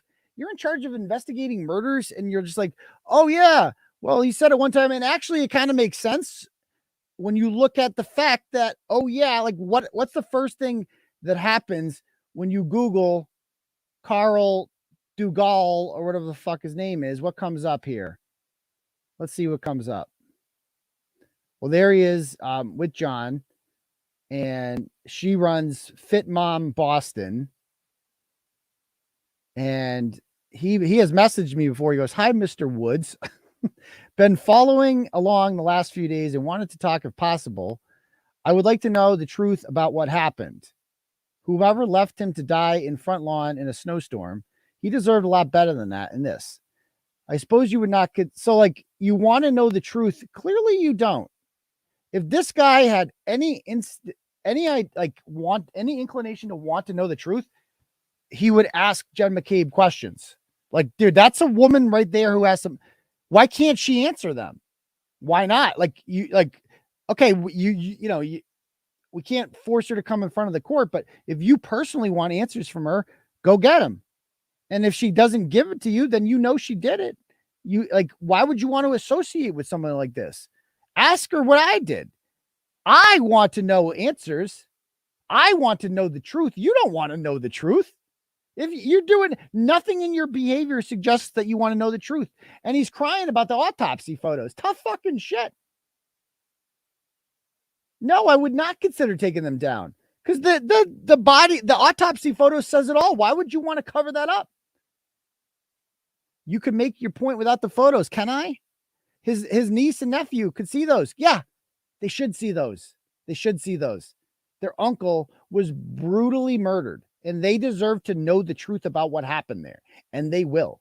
And you're going to feel fucking stupid, Carl, and you should be fired. But you're probably vaccinated, right? So the Michelle Wu likes you. So there, you got that going for you. And then he's like, incredibly poor taste on your part. Do you care about the case and justice? I do. You don't. I want the truth. John's family wants the truth. I know you won't reveal sources, but it feels like more and more like your sources are Alan Jackson and Yannetti on Reed's behalf. My sources are the public court filings. That's my sources. Who would wait 13 months with this info and then decide, you know what? I'm going to tell the truth now. And Turtleboy is just the guy. I'll tell it to like, what? You're a detective and this is your thought process. That's scary. Again, a car going 5 miles an hour ain't going to do that. Yeah. Like that. How does grass do that to the back of his head? Can anyone explain how grass does that? Or was he bent over and the bumper hit him? And why is the arm like that? Okay. You may be right about who is responsible. I don't know. They all, like Paul did the same shit. Like, I don't know. I'm just looking for the truth. Are you? You're really not. I do know that you can make your point without pictures. And I'm like, real talk. Aren't you upset that these people killed him?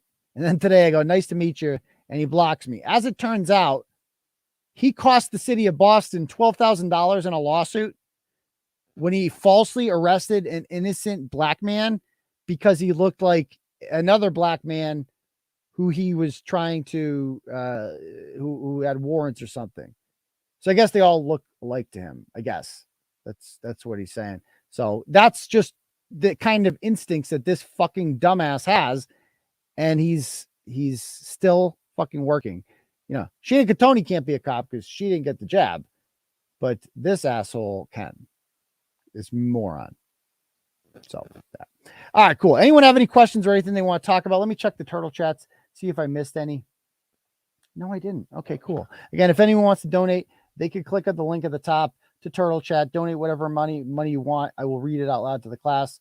When you do that, okay.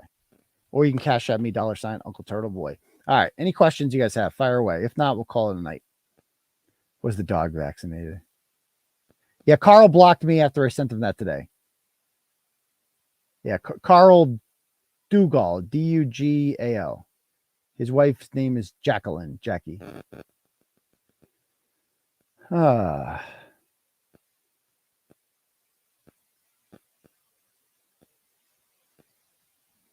yeah. They definitely have a shot. I mean, it could all end tomorrow. Don't let them win tomorrow. They're in serious. Dude, that game 6, man, if they win tomorrow, they're going to win game 6. If they win tomorrow, I think they win the series. Or at least they win game 6. I could picture them losing in 7. Like, fucking, we have this huge win and then we shit the bed. I could totally picture that happening. But I think if we win tomorrow, we will win game 6. Is Trump melting down tonight? I got to go read his truths. Is he back on Twitter? Dude, him and Elon Musk almost broke fucking Twitter today. And immediately he's getting major endorsements. I told you it's going to happen. I told you it's going to happen.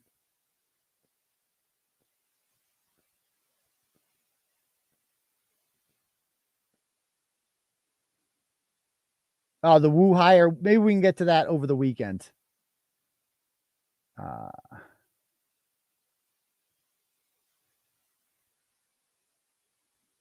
I'll be good. They're the ones who should be. You saw Jen McCabe.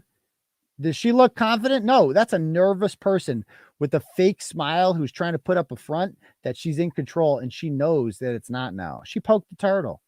Big mistake. Big mistake. Oh, the docket entry said the animal control records were received by the court yesterday, but they've been impounded. I have no idea. I'll have to ask around. Daniel sends $10 on Cash App, and he says, "Show my TikTok, ho." Daniel, which remind me, he made a funny TikTok for me. I like this one. I'm going to play this. All right, TikTok.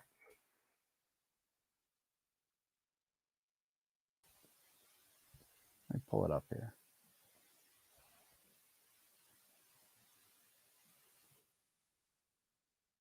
This is it. This is pretty good. Let me play this.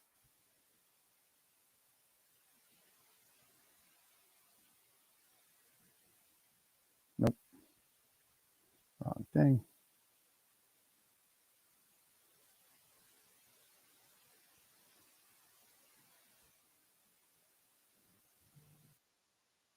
What happened to John O'Keefe. And me and my family and my attorneys and my team have marshaled every resource to get to the truth. It just feels like no one else wants it. And Karen, just to be clear, you didn't do it. We know who did it, Steve. We know. And we know who spearheaded this cover-up. You all know. Yes, we do. And no, she didn't do it. No, she didn't do it. This is an innocent woman. She didn't do it. I tried to save his life. I tried to save his life at 6 in the morning. I was covered in his blood. I was the only one trying to save his life. Excuse me, sir. Just a moment. Aidan, Kearney, Turtleboy Daily News. Just have a couple questions for you. What's your name, sir? What's your name, sir? Are you a friend of John O'Keefe? Were you friends with John O'Keefe? Or are you one of these people who's involved in the cover-up? Which is nothing to say. Yeah, that's a lot to say right there. Hi, miss. What's your name, miss? Are you here to support justice for John O'Keefe, or are you here to cover it up? Just out of curiosity, just wondering. Okay, we're doing it. We're doing it. Who are you guys? Who are you guys? Why are you guys participating in the cover-up of the murder of a Boston police officer? Are you a cop killer? Are you involved? Are you? They got shy. They had a lot to say back there, but somebody actually, a real reporter, an award-winning journalist starts asking them questions. What do? They run away. They all run away. That's what they all do. Don't let that guy right there. That guy is helping to cover up a murder. He's a piece of shit. Do not let that guy walk around a polite society like he's some law-abiding citizen. He's not. He's a scumbag. He looked like a cop. Didn't he look like a cop? He had a lot to say back there, but he can't even say his goddamn name. What a joke. What an absolute joke. Miscarriage of justice. But karma's coming for you, baby. Karma's coming for you. Okay. All right, so my case got. All right. Anyway, you guys have any other questions or anything you want to talk about? Let me just check the turtle chats, make sure we don't have any. All right, cool. Yeah, a lot of people. I mean, they're just trapped. I mean, you're dressed like that for a murder case. Like, come on. All right. Do we trust the FBI to do their job? Yeah, I mean, yes. I do. This is a non-political thing. Did they jaywalk? They absolutely jaywalked. How is she a fitness instructor? It's called filters. Filters.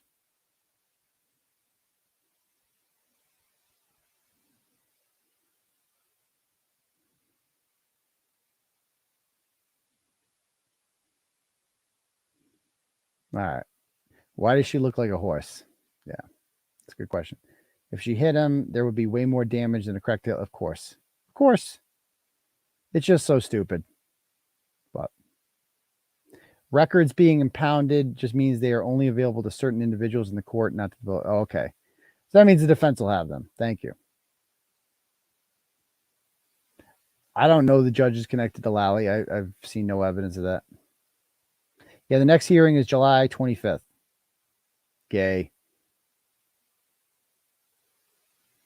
2 months. Now, Brian Albert was not there today. But Brian Albert, I know where you live, Brian Albert. I got your address now. And he is this idea that he's divorced is fake news. He is living with Nicole in an apartment in Norwood. I have the exact address and I have the exact apartment number. I got it all. You got people in that apartment complex. Like, turtle riders are everywhere. You people cannot hide from us. We'll be paying a visit. I can get to Norwood. I can get to Norwood. It's right near Canton. Not a problem. Right off the highway. Okay. But anyway, I got to go take a whiz. So I'm going to end the stream now. But stay tuned, guys. You know, we don't have another hearing for 2 months, but there's going to be more coming on this soon. So love you guys. Thanks for hanging with me tonight and following and supporting the blog. And we'll see what tomorrow brings. Every day, something new with this thing. Never gets old. Peace, Turtle Riders.